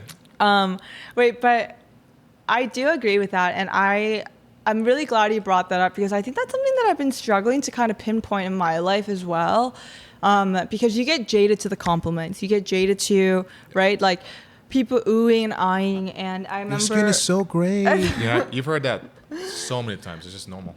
Yeah, and like, but like for me, like the things that I get the biggest fulfillment from is reviews, because like I don't, we don't pay anyone to write these reviews, and sometimes they'll write me like an essay or a personal letter. Like I'll get handwritten notes sometimes.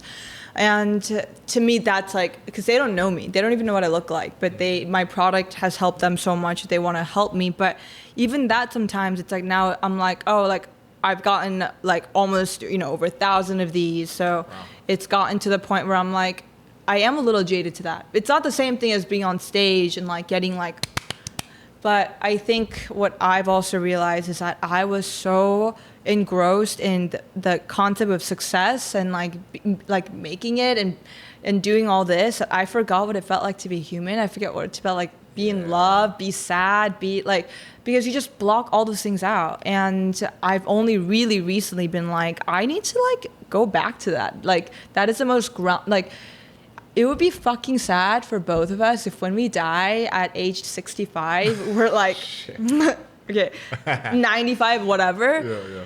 We've only spent like 4 years being in love because we spent the rest pursuing our dream, right? But we didn't, boom, before I forget, right there, that's the other thing I thought about when I put myself into like future of me being like older and then making it, like by 45 or something, let's say. That's another 13 years.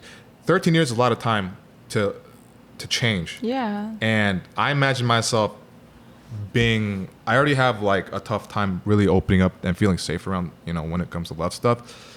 That's only going to get worse over 13 years. And then I'm 45. And because of that, I can't retrain that. You're gonna be a fossil by then.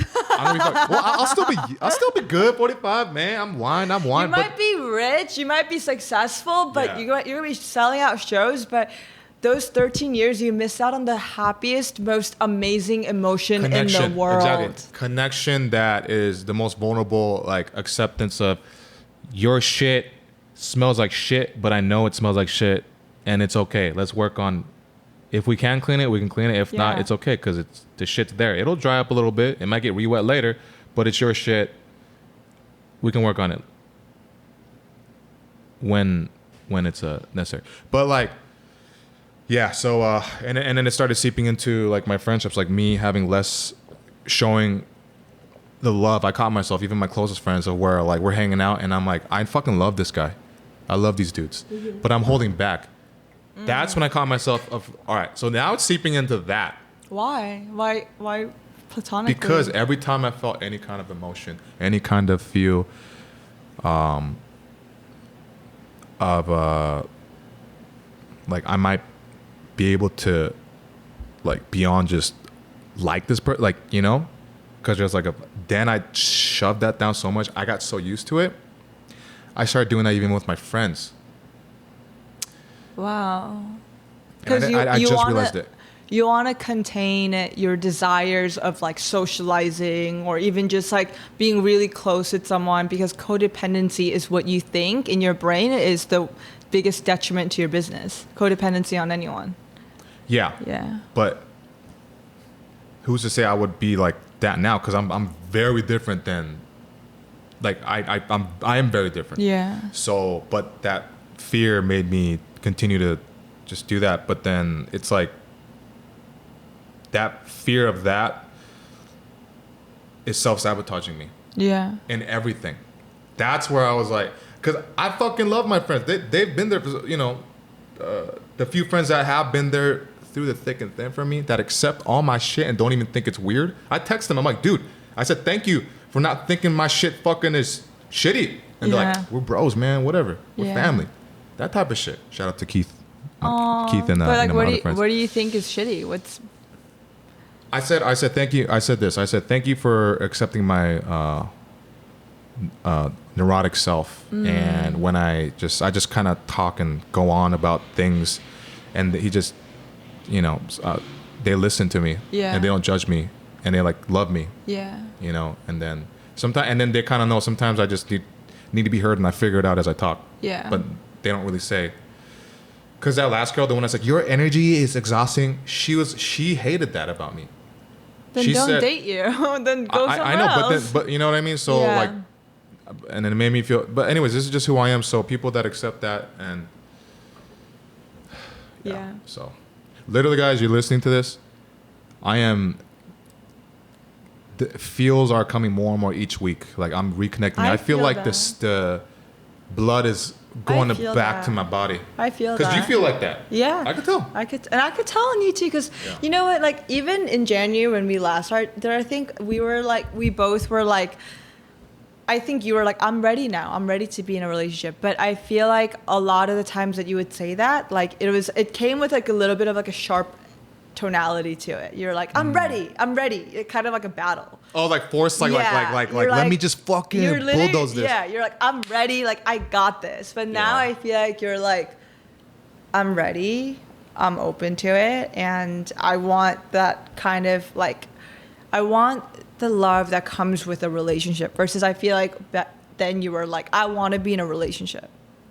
You know, like now you are switching gears, and this is one thing, literally we have the best talks, but I think something that guys do that I realize is that guys, when it comes to love and like courting, they're like hunters about it, right? Like they're not gatherers, they're hunters. Oh, like very aggressive. Yeah, like they're like, when do you want to go for dinner? When can I take you to dinner? Versus like, that's true. If a guy was just like, hey, I came across this article, this is corny, but hey, I came across this article on Collagen, like I think you might like it. I don't know if you probably have seen it, you know, don't mansplain, but just in case, like it popped up, made me think of you.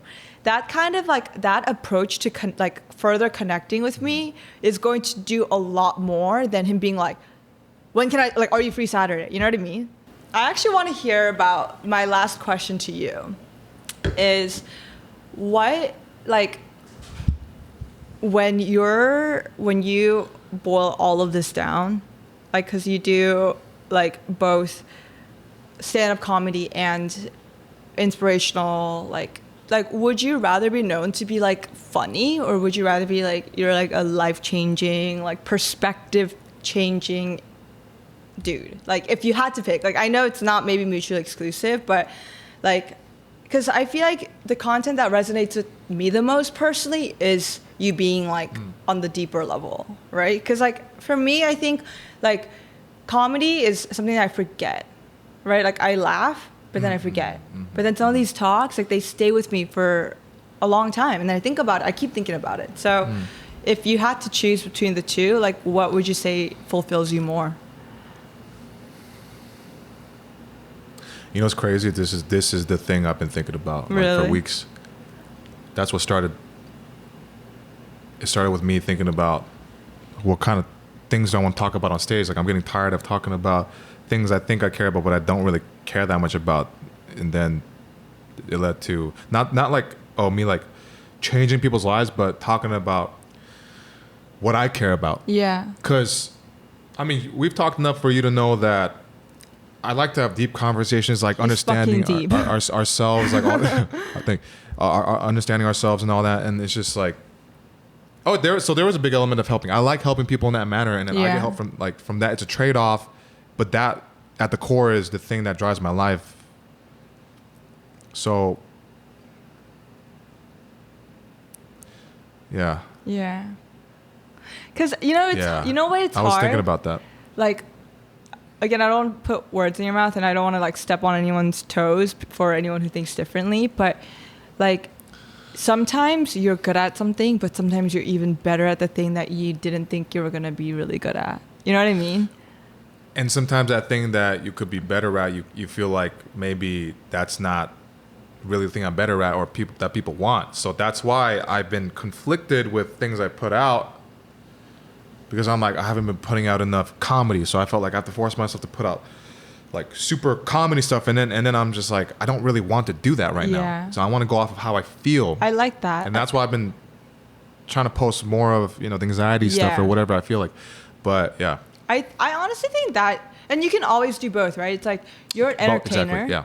Like you started out as an entertainer. You made your splash as an entertainer. And it's the same thing that like, if I don't want to talk about your life because that's not my place to say, but like for me, like it's like people think I'm like the collagen girl. They're like, oh, like they're like, you sell collagen, and it's like it's become a joke between like, and everyone in Clubhouse. It's like anytime I enter a room, they're like the collagen girl. And really? Swear. Oh, and it was great for sales, honestly. And like collagen works. It's like their science. I wrote a book on it. But my lifelong calling, and I know that the real like impact I'm gonna make on this world is I'm gonna write a movie. Like, oh yeah? Yeah, and no one knows this, but I'm like, I write scripts for fun on the side. Like I'm writing like a thriller right now, and that was my, right? Like everyone think that was my degree. Like I was a writer, I was a creative writer. So I've been writing like fiction since I was like 10 years old, and I hate, this is deep and depressing, but my world sucked so much that I had to make a whole new world, right? And I would get so deep writing for so long, 17 hours a day. I would just write, and I would write the most like, and my parents like genuinely at one point were like, "You're gonna be J.K. Rowling," because like they read some of it and they liked it. And I have journals that come up to like when I was 7 years old. My journal, like because I would handwrite, they were taller than me. Like I'm a huge writer. I mean, I wrote a book. Like that is my forte. Like, and I know this isn't what the world needs from me right now, because I can't sustain my lifestyle just as a writer right now, right? Like my business is more integral to my livelihood. But when I am done with having to sell supplements, and again, don't get me wrong, I fucking love that I can change people's self-esteem, and like the way they look at their themselves has changed because of my product. They're like more confident in their skin. They can go out more. They have they're like, I love I don't have to wear makeup anymore. And hearing things like that make me so happy, because again, I was a late bloomer, so like I know all those things, right? Like I was not like a pretty girl my whole life that like didn't understand. Like I really struggled with self-esteem. Again, I'm not saying I'm like so pretty, but it's just like that I've had like evolutions of self-confidence, and even now it's still really low because I went through all of that. Being told you were ugly when you're 10 years old repeatedly by multiple guys that's gonna haunt me for the rest of my life. Yeah, that kind of stuff sticks with you. Yeah. Yeah. But I do think that like the way I can really hopefully change the world is like the script that I'm writing. Like I'm stoked about it. It's about like morals. Dude, I'm excited. Yeah, thank you. I think I find you so much more interesting because of that. I didn't know that. Really? Yeah. Yeah. Yeah. Yeah. Because I'll be honest, the way like I approach girls at like friendship or whatever, when I know they're pretty, I fucking castrate myself. I think you're pretty. Yeah, I do. But that's not like, there's plenty of pretty girls. I don't give a fuck. You know, it's whatever, right? Yeah. But then when I talk to you and then like I find it like that's really interesting to me. That's interesting to me because there's like levels to that, right? And I think every guy should do that. Fucking look at a pretty girl and be like, fucking oh, no, I was kidding. No, but you know what I mean? Like, castrate yourself with it. Like, stop thinking from just the stupid, like, beauty. It's so, like, superficial that so many guys just think, she's so perfect for me. How the fuck you know she's perfect for you, dumbass? Thank you. You don't know because of genetically the way they look. Yeah. That's crazy to me. Or, like, I think for a lot of guys, when they meet me, they're like, oh, she checks off my boxes. And it sounds nice in theory. I'm like, oh, what a nice thing to say. But if you like dig into it, I'm like, no, because that has nothing to do with connection. That has nothing to do with who I am. Like my goofiness. Like I want a guy to be like, I like her because she's goofy and she's nice and she's kind. Not like because she's Collagen Girl. Yeah, because she's Collagen Girl. And again, kind of back to the hunter-gatherer thing, like the advice I would love to give to all guys is just like connect with them before you even do you even really want to sit and talk with her for an hour? You don't know anything about her yet. Find stuff out. Are you able to talk with her for an hour, or is she a dummy? Or are you a dummy too? Are you both dummies?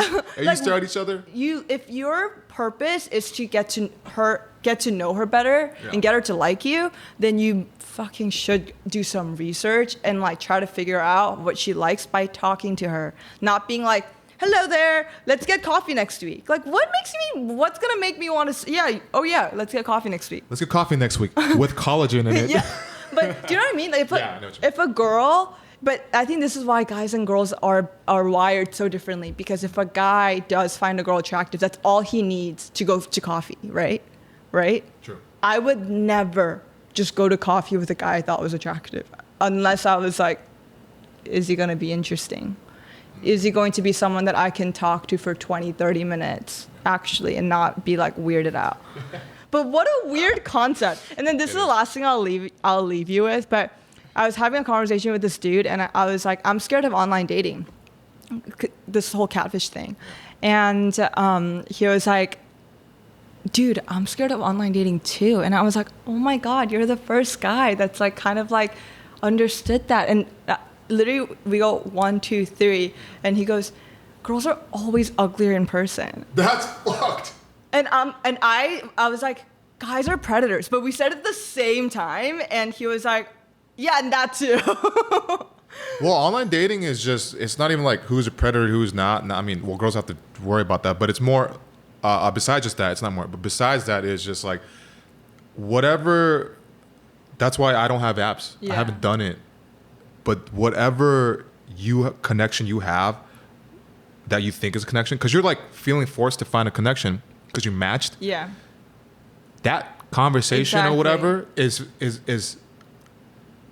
cut heavily with the powder of idealism. Yeah. And then when you meet in person, the powder's gone, and you're like, I can't tell you how many times that's happened. That's why I don't do that. I'm not afraid of it for that reason. I just don't want to do it because I'm tired of that shit. Yeah. You know, because it's annoying. Yeah, and it's also a letdown.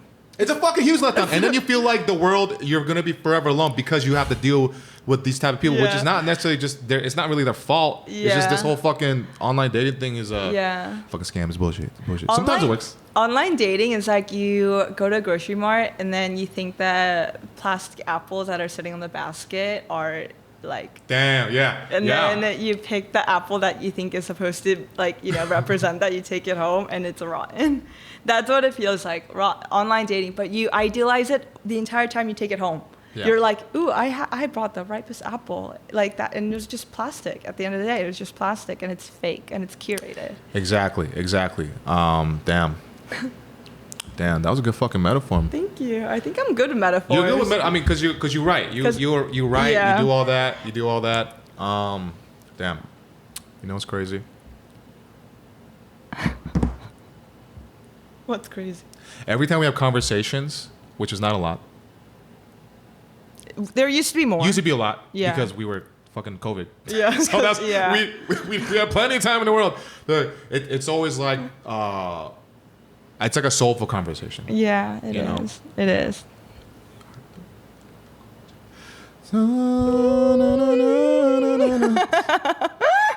Like that. That's crazy. No, but it's true. And I think everything that you've gone through in the past 8 months must have been in parallel what I've been going through in the past 8 months, because it's like whatever we were talking about in January, we were in sync then too, but I feel like even more now. But it's like I see that in you, and it's like such a crazy thing because we had such a separate life in this past 8 months. Very separate. Yeah. Yeah, just getting back to the grind, like the fucking gears trying to work again. Yeah. But at least your gears are like you doing like cool stuff. Like my gears is just me staring at my laptop for 18 hours. I mean,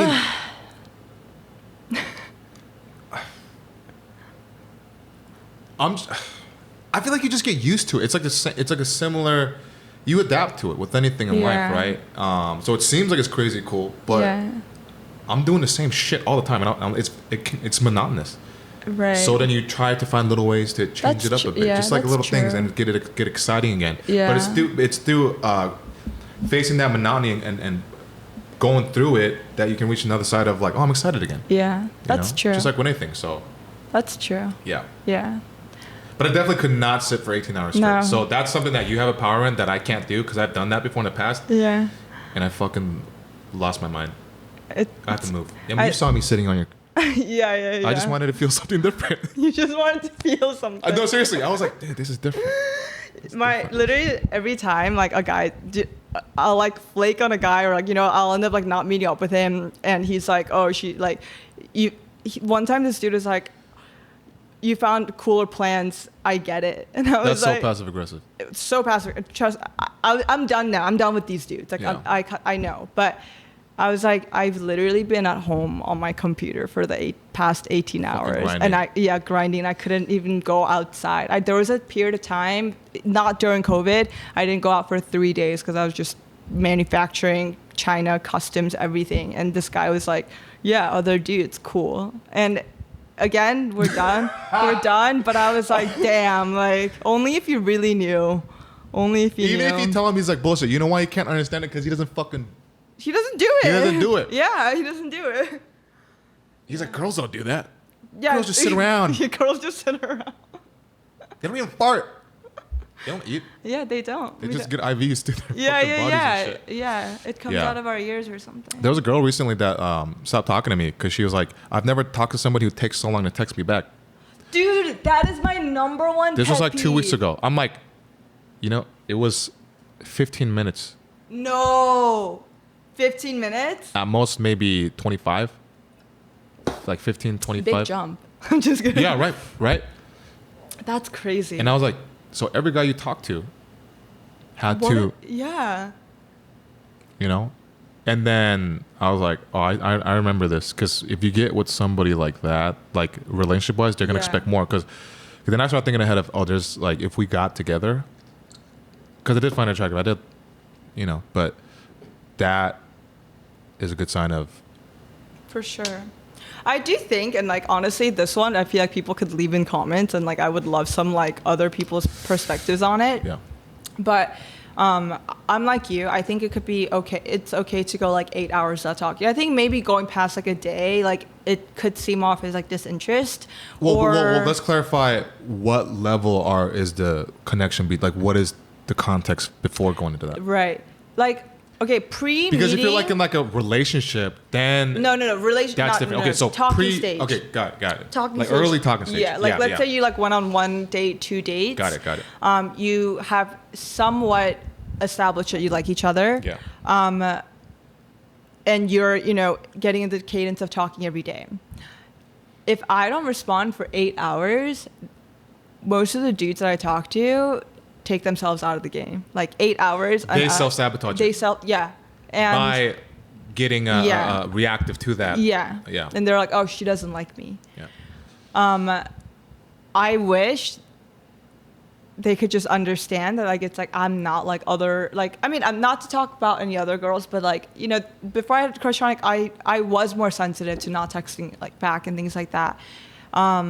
or like I would respond more quickly. But it's like right now we spent 5 hours doing this. You know, if someone I was dating was upset that I didn't text back in the past 5 hours, like, or like however long this took, then that's on them. Yeah. But it does impact our relationships because we have to also be accountable for the fact that that's what they like and that's what they're used to. So it's a really hard balance for me where I'm like, that is the rules of chess, and it's like me going rogue is going off the chessboard, right? But it's like, oh, but if you understand, just try to understand. But it's like the same way we're like, I want you to understand that I take a long time. We have to understand that they want quick responses. So what I've come to decide is like, I need to get in the habit of just being like, hey, I'm not going to respond for the next few hours. I need to over communicate that I'm going to be like MIA. That's like a relationship thing though. Even early on, but early on, okay, exclusive dating, it's been months. Yeah. I get that. Early on, I don't think that's a necessity. I don't. But we don't think that, but I think they do, and I think that's why it's hard. But I don't like doing that though, because then I feel like they think we're in a relationship, and I'm like, we're not in a relationship. But then that's me projecting of when I felt like I would say that, because I would say, yeah. Oh, but then also at that point, it's like they would know what I'm doing, but sometimes you do have to say, hey, from this time to this time, I'm like super focused doing my stand. You know how it is with my stand-up stuff. So if I don't respond, you know why. Even if I post on Instagram, it's just like a thing I have to do, and then later, then I can actually focus on you. Yeah. With like quality versus like half-assing, like you know, all that shit. And I would rather prefer to be in a better mindset when I respond, so I can like not be like one word or whatever. Yeah, because you could be irritated or something, or it can come across the wrong way because you're not like, because we all know you're a shitty fucking multitasker. You're like, I would just wrote scallion you back. Calling you back, scallion, cauliflower. Oh, scallion cauliflower. So that's the other thing. When she said that, I got so turned off. Yeah. Then I thought she's gonna destroy my shit, and I shut off my heart. But let's be real here. That is such a short period of time that, you know, if you're listening to this, I don't think you are, but if you are, it's nothing against you. It's nothing against you. I think you're a great person. It's just it's me. It's me. Just in case, because I don't know. Because I got to keep this in. I have to. No. I never say names. I never let them know anything. Yeah. Nobody would ever know. But she might know. She would know. She would know. Nobody else would know, though. But like that makes me feel safe when a girl, you know, makes me feel like I can be me. I can focus on my shit. I can just do that thing. And then they're like, I understand. That to me is like fucking like makes me feel comfortable. And I think it's the most loving thing. It's attractive. And then it makes me want to come back extra. Like I feel the warmth. I literally feel them with me as I'm doing my shit. Yeah, it's like in my heart, like my spirit. I love that. Because I don't want to be thinking about, oh God, she's gonna be so mad. And I'm done with that shit. Yeah. I don't care if you're a friend. I don't care if you're what. Like I've had friends go like, oh, you. Then I'm like, I don't even fucking talk to you anymore. Because like, oh, you took a long time to respond to me. When I hear that, I'm like, oh, we're not. But I think that's something that you and I could also maybe work on. It's like, you know, if we do care, then maybe we do send like, listen, like, how many times have you had to say, hey, sorry, I was doing this, right? Instead of having to say sorry, just be like, before it comes up, just be like, or even you hint to them. You don't have to be like getting their permission, but it's more like, I'm gonna be filming a podcast for the next few hours. And like, I don't think that it's like fair to be completely canceling someone because they were what they were used to is someone responding quickly on time because that's how they feel respected. So I think it's like us being like, you're not being supportive of us going MIA is a little bit like it is a bit of a narcissist behavior because we're putting the approval on us. We're like, this is my standard, you fit to it. And I want to start being like, I want to know what your standard is. I want to know what your boundaries are. I'll tell you mine. Let's meet in the middle. And I think that way you don't have to like cut people out so quickly. Fuck, that's a good point. Shit. That kind of is, huh? Because you know what it is? It's like but hold on. But if it's like, why do you need me to respond that fast, that early on? After a fucking date, after a week? That doesn't make sense to me. Yeah. Even like outside of narcissism, I mean like outside of whatever I'm doing, I would still be like, why do you need that? What are you doing in a day that you need me to do that Like, for sure. I agree with that. And it's also like, I'm like, you're pathetic. Don't you have anything better to do than wait around for my text? Yeah. You know? Don't you gotta fucking have, like, watch like a Netflix show or something? Watch a Netflix show. Take a Xanax. Yeah, take a Xanax. Take a Xanax. Drink some Crush Tonic. Drink some Crush Tonic. I just think that it's like, it is 50% of us to be compassionate enough to care. It is 50% on them to also understand. But it is 100% compatibility thing. Like, have you ever heard of the fighting languages? I remember you brought it up before. I don't remember what it was, though. Like, it's like, everyone now knows the love language, how you show love. Yeah, we know but that. how you show anger and contempt, resentment, and sadness is actually what is the most important for a relationship to be sustainable. Yeah. Because if you're dating someone for 6 months and you never fight, but then you get into one big fight and it's like you're the type of person who says whatever the fuck you want, like you cut deep into the wounds, like you get all their complex, like everything, then and that other person is the type to take space, retrieve, go into the turtle shell, process, and they don't say anything unkind, you guys are doomed, because that person and you guys have completely different like resolution tactics. Mm-hmm. And I think that's so important, because more important than showing love is like, I care about you enough to resolve whatever is coming out of this right now, and me winning this fight,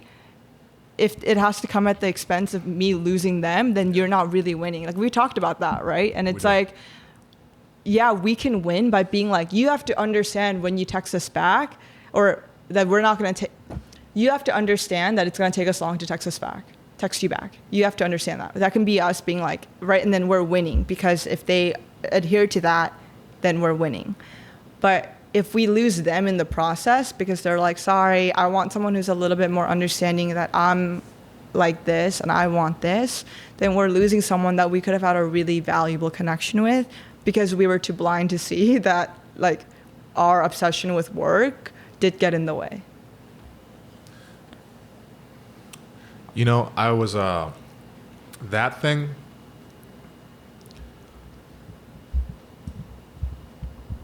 Because nobody said the fighting thing that you said, right? Yeah. And every time I was dating girls and like stuff like that happened, like with your exhaustion. Yeah. I thought of you and your the how we fight thing. Yeah. And it didn't start to sink in more and more until months and months later. In a good way? Especially recently, in a good way. Okay. Because now, I might have said I agree with you because like I saw the logic behind it, but it didn't sink in. But what extra stuff that happened, and then reflecting, I agree 100%. Yeah. Like it really is. Because when it's good, then it's good, right? Yeah.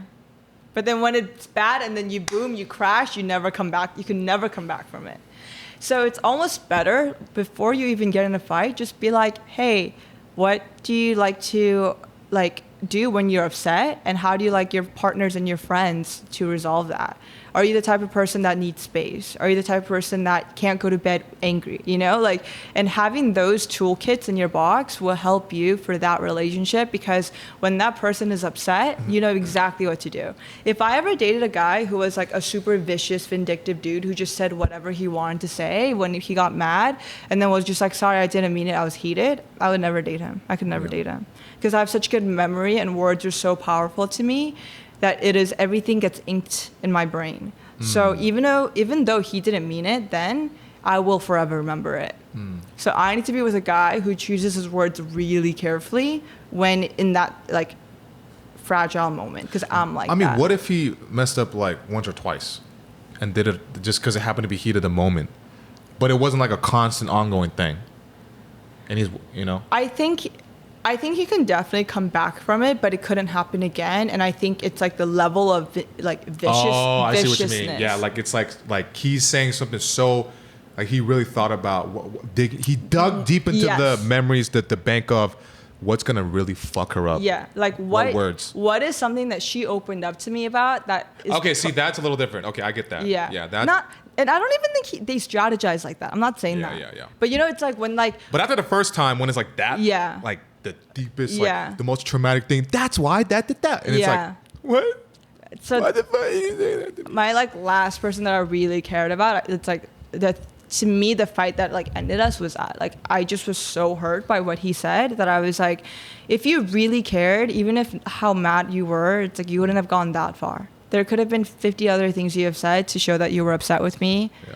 But going deep into like a complex of mine that I'm super sensitive about, that you know that I'm super sensitive about, it's like if someone was like, no wonder your dad left you. You know, it's like, we're like almost 30. Like, no wonder your dad got in a car accident. Because he wanted you to die. No. I mean, he wanted to die. He wanted to leave you. But right, imagine a girl said that to you. Oh, dude, I would fucking end it with her. I would block her from everything. There is that one specifically is like, you have to try to say that. I don't care how angry you are. That one is too specific. Yeah. Like, because your dad died because he wanted, like, that's trying to warp that. Yeah. That's different. Yeah. Well, but if it's like, you bald. If someone ever said that to you, I will literally come and like, rumble 5, 6, 1, 2, 3 for her, which is.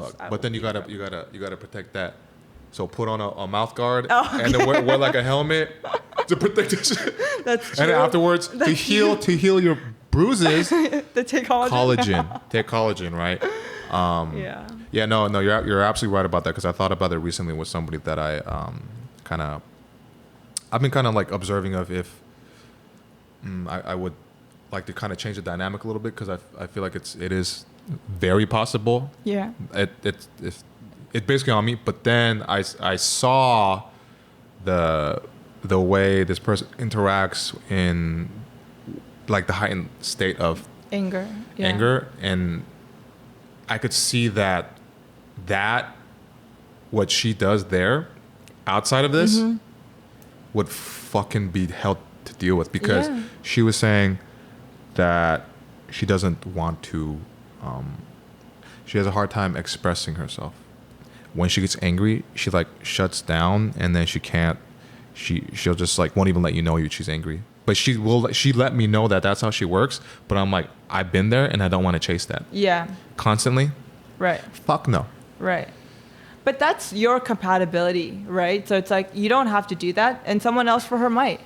Yeah, and that's nothing on her, nothing against her, and that's the other thing, right? We learned there's somebody for anybody, or there's always somebody for somebody. Yeah, always. Yeah, and like it's like some people will like, I have a very like I'm super goofy and like I have like a very like eclectic side where like I'm like very like I don't know, I can be like very emphatic and like whatever, and I get really excited about like black holes or some random stuff, and then I'll like switch off and I'll be like really tired and whatever. And like someone told me that was exhausting for him because he was like, I never know what you're feeling. Like I don't like it's, and like he wanted someone who like, he was like, when you get so excited, like your ADHD brain is like so exhausting.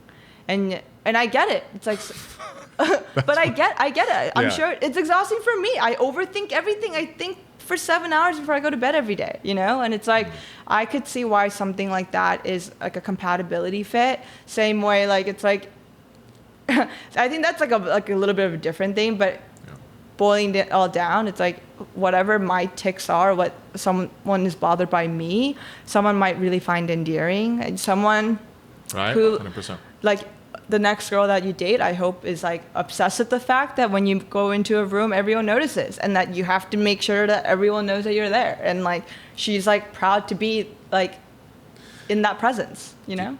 Do you know what she saw? There was only one example for her to go off of. What? 2. One was when I was at Tonko, and then like a bunch of random people I haven't seen in a while came up to me. Yeah. That was only one time. One time. That's what she's basing it. And I think she based it off of like her brother me and him got along real quick and we were just having fun conversation. And I could tell she felt like a third wheel and didn't like it, even though she introduced me. So I think that was what irked her. I'm 100% positive. Shouldn't she love that you got along with her brother? You would think that, but I could tell, gingerbread trail, that is the thing that really, one of the things she did not like. Yeah. I'm sure my eyeballs are crazy right now because I am so annoyed by that statement. Right? That's crazy. That's insane. You maybe have to start, like, I think this is like, again, a really personal opinion, but I think the girls that you date have to be so secure because you are literally, your job is to be in the limelight. Like, and there's guys who are dentists and doctors or even just like, I can't think of any other boring occupation. But you're gonna substitute teacher. You're just a gym teacher. Your job is to be in limelight, and the girl that you date has to be okay with it / not want it. I think they have to like be so not against it, but they have to not want it. They have to not want like the limelight. They don't want the limelight. There are girls that don't want the limelight. Yeah, and that's actually what I've been thinking too. Like, do they feel like they have to be the center of attention all the time? That, for me, is a red flag of then jealousy gets involved. Yeah. They low-key want that shit. So that's why the secure part is a very, because before I used to be like, I thought insecurity was like super hot. Because I was attracted to things that I was broken with, like projection, insecurity. So then they can handle my insecurity instead of me having to better myself, right? So I would seek that. Yeah. But yeah, that security with themselves, it's just like, no, it's cool. Like, not her thinking I'm going out fucking girls. I'm literally doing stand-up, sitting around to practice stand-up, and driving for like an hour and a half, 2 hours. Yeah. Where, I'm not like picking up a random girl, like suck my dick on the road and drop out. Thanks for sucking my dick. Now let me go back to my girlfriend. But you know what? That really, God, it's like we have so many things in common. That is the epitome of what we go through. Where like they think they like us in the beginning because they're like they glorify what we do. Yeah, yeah. And then it idealizes and fantasy fills in all that shit. Yeah. But then that glorification becomes scary to them once they're like, how am I going to be impacted by her doing better? Where do I fit in? Yeah. But then all we're doing is me sitting there on fucking Excel and you're sitting there doing this. And, and it's a really sad, like, it is a sad thing for us because I think we have to learn to vet through those shells. And yeah. No, big time.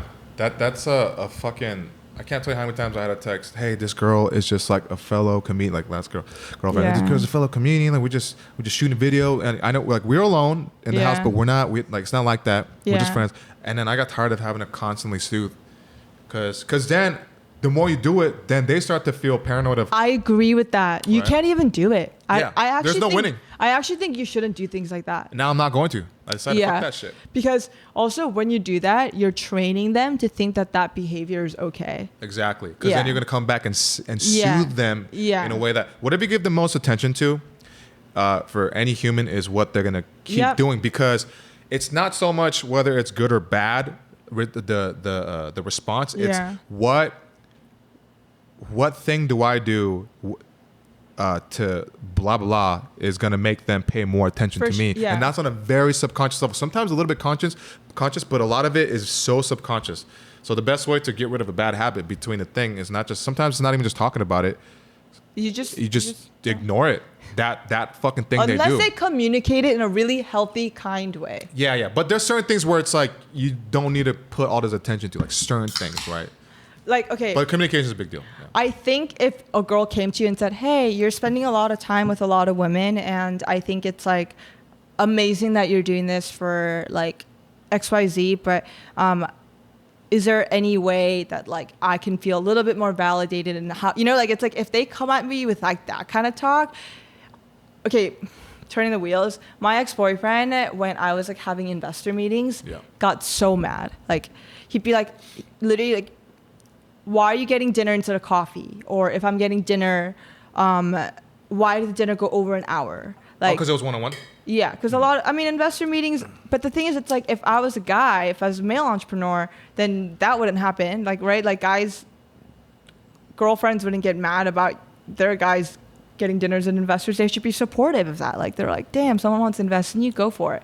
My ex-boyfriend would have like a clock on, and he would start calling me at like the hour mark while I'm there. And like I get it, and when we broke up, I told him, I was like, one of the reasons I can't be with you is because you keep doing this. And he was like, how would you feel if every week I went to a dinner with a Victoria's Secret model for my work? Like it was like, you're going out with literally the wealthiest dudes who like you could like. You know, it's like you are that is you've almost filtered yourself to and like I understood that for the first time, but when he was doing it, he didn't tell me.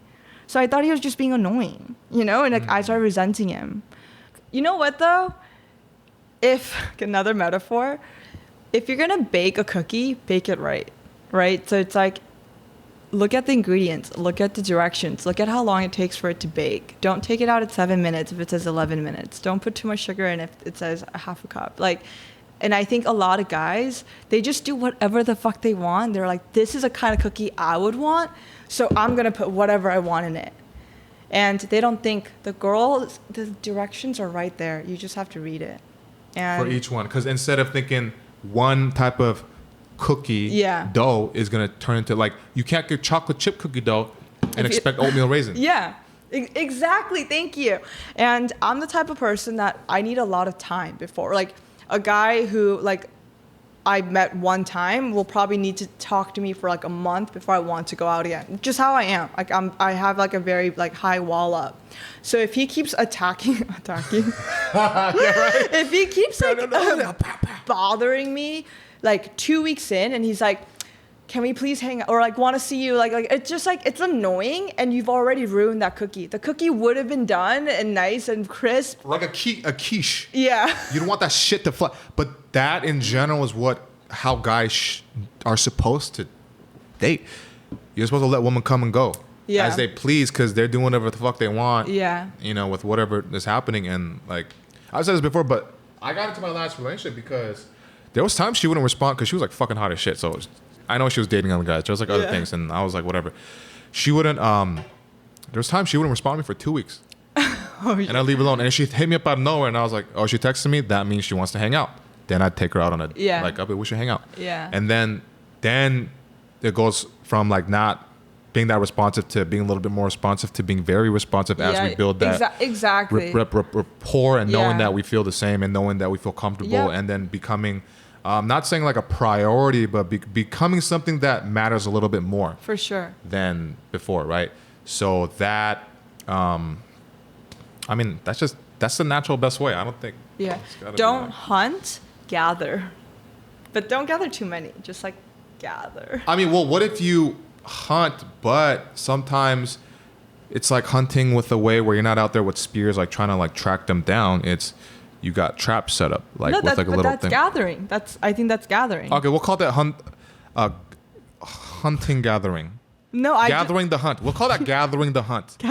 You're gathering. Any guy who's just like straight up, hey, come to coffee with me. I'm like, you must think that you're so important that I'm gonna drop everything and go get coffee with you. There's no way. It's never gonna work.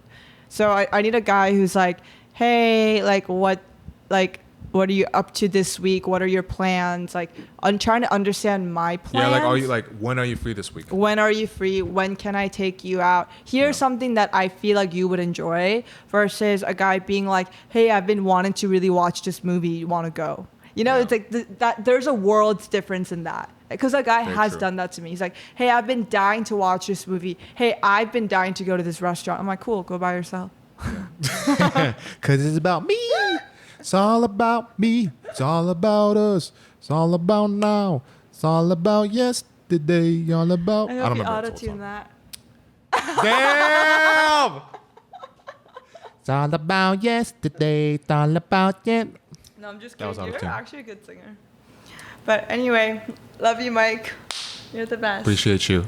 Appreciate you. Appreciate our talks. Yeah. So, anyways, guys, you've learned a lot. I feel like you got the blueprint for each of us. It's just like a fucking advertisement. If you want to date either one of us, do what the fuck we said. It's true. Leave us the fuck alone. Yeah. It's true. Leave us the fuck alone, but don't leave us alone at the same time. You gotta inch. You're like inch and scooch. Like a caterpillar. Yeah. Okay. But yeah, okay. Sally, you want to plug in your socials and then show your crush tonic shit. My TikTok is Sally Olivia Kim. My Instagram is Salsters, which is what my brother calls me, Salsters. Salsters. And Mike is letting me plug in Crush Tonic, so here it is. This is the coffee one, and this is the matcha one. But you guys can see it on the website and our Instagram. Yep, you heard it. You heard it. But you're going to do the 30-day. I am going to put you on it. I will do it. I'll take a before and after photo. Okay. All right, guys. Thank you for listening. Thank you for watching. Bye. This has been another episode of the Setbreaker Podcast. And until then, I will see you on the next episode. Appreciate you. Can we do one of those heart things? Yeah. You have the blueprint for love. Bye, guys.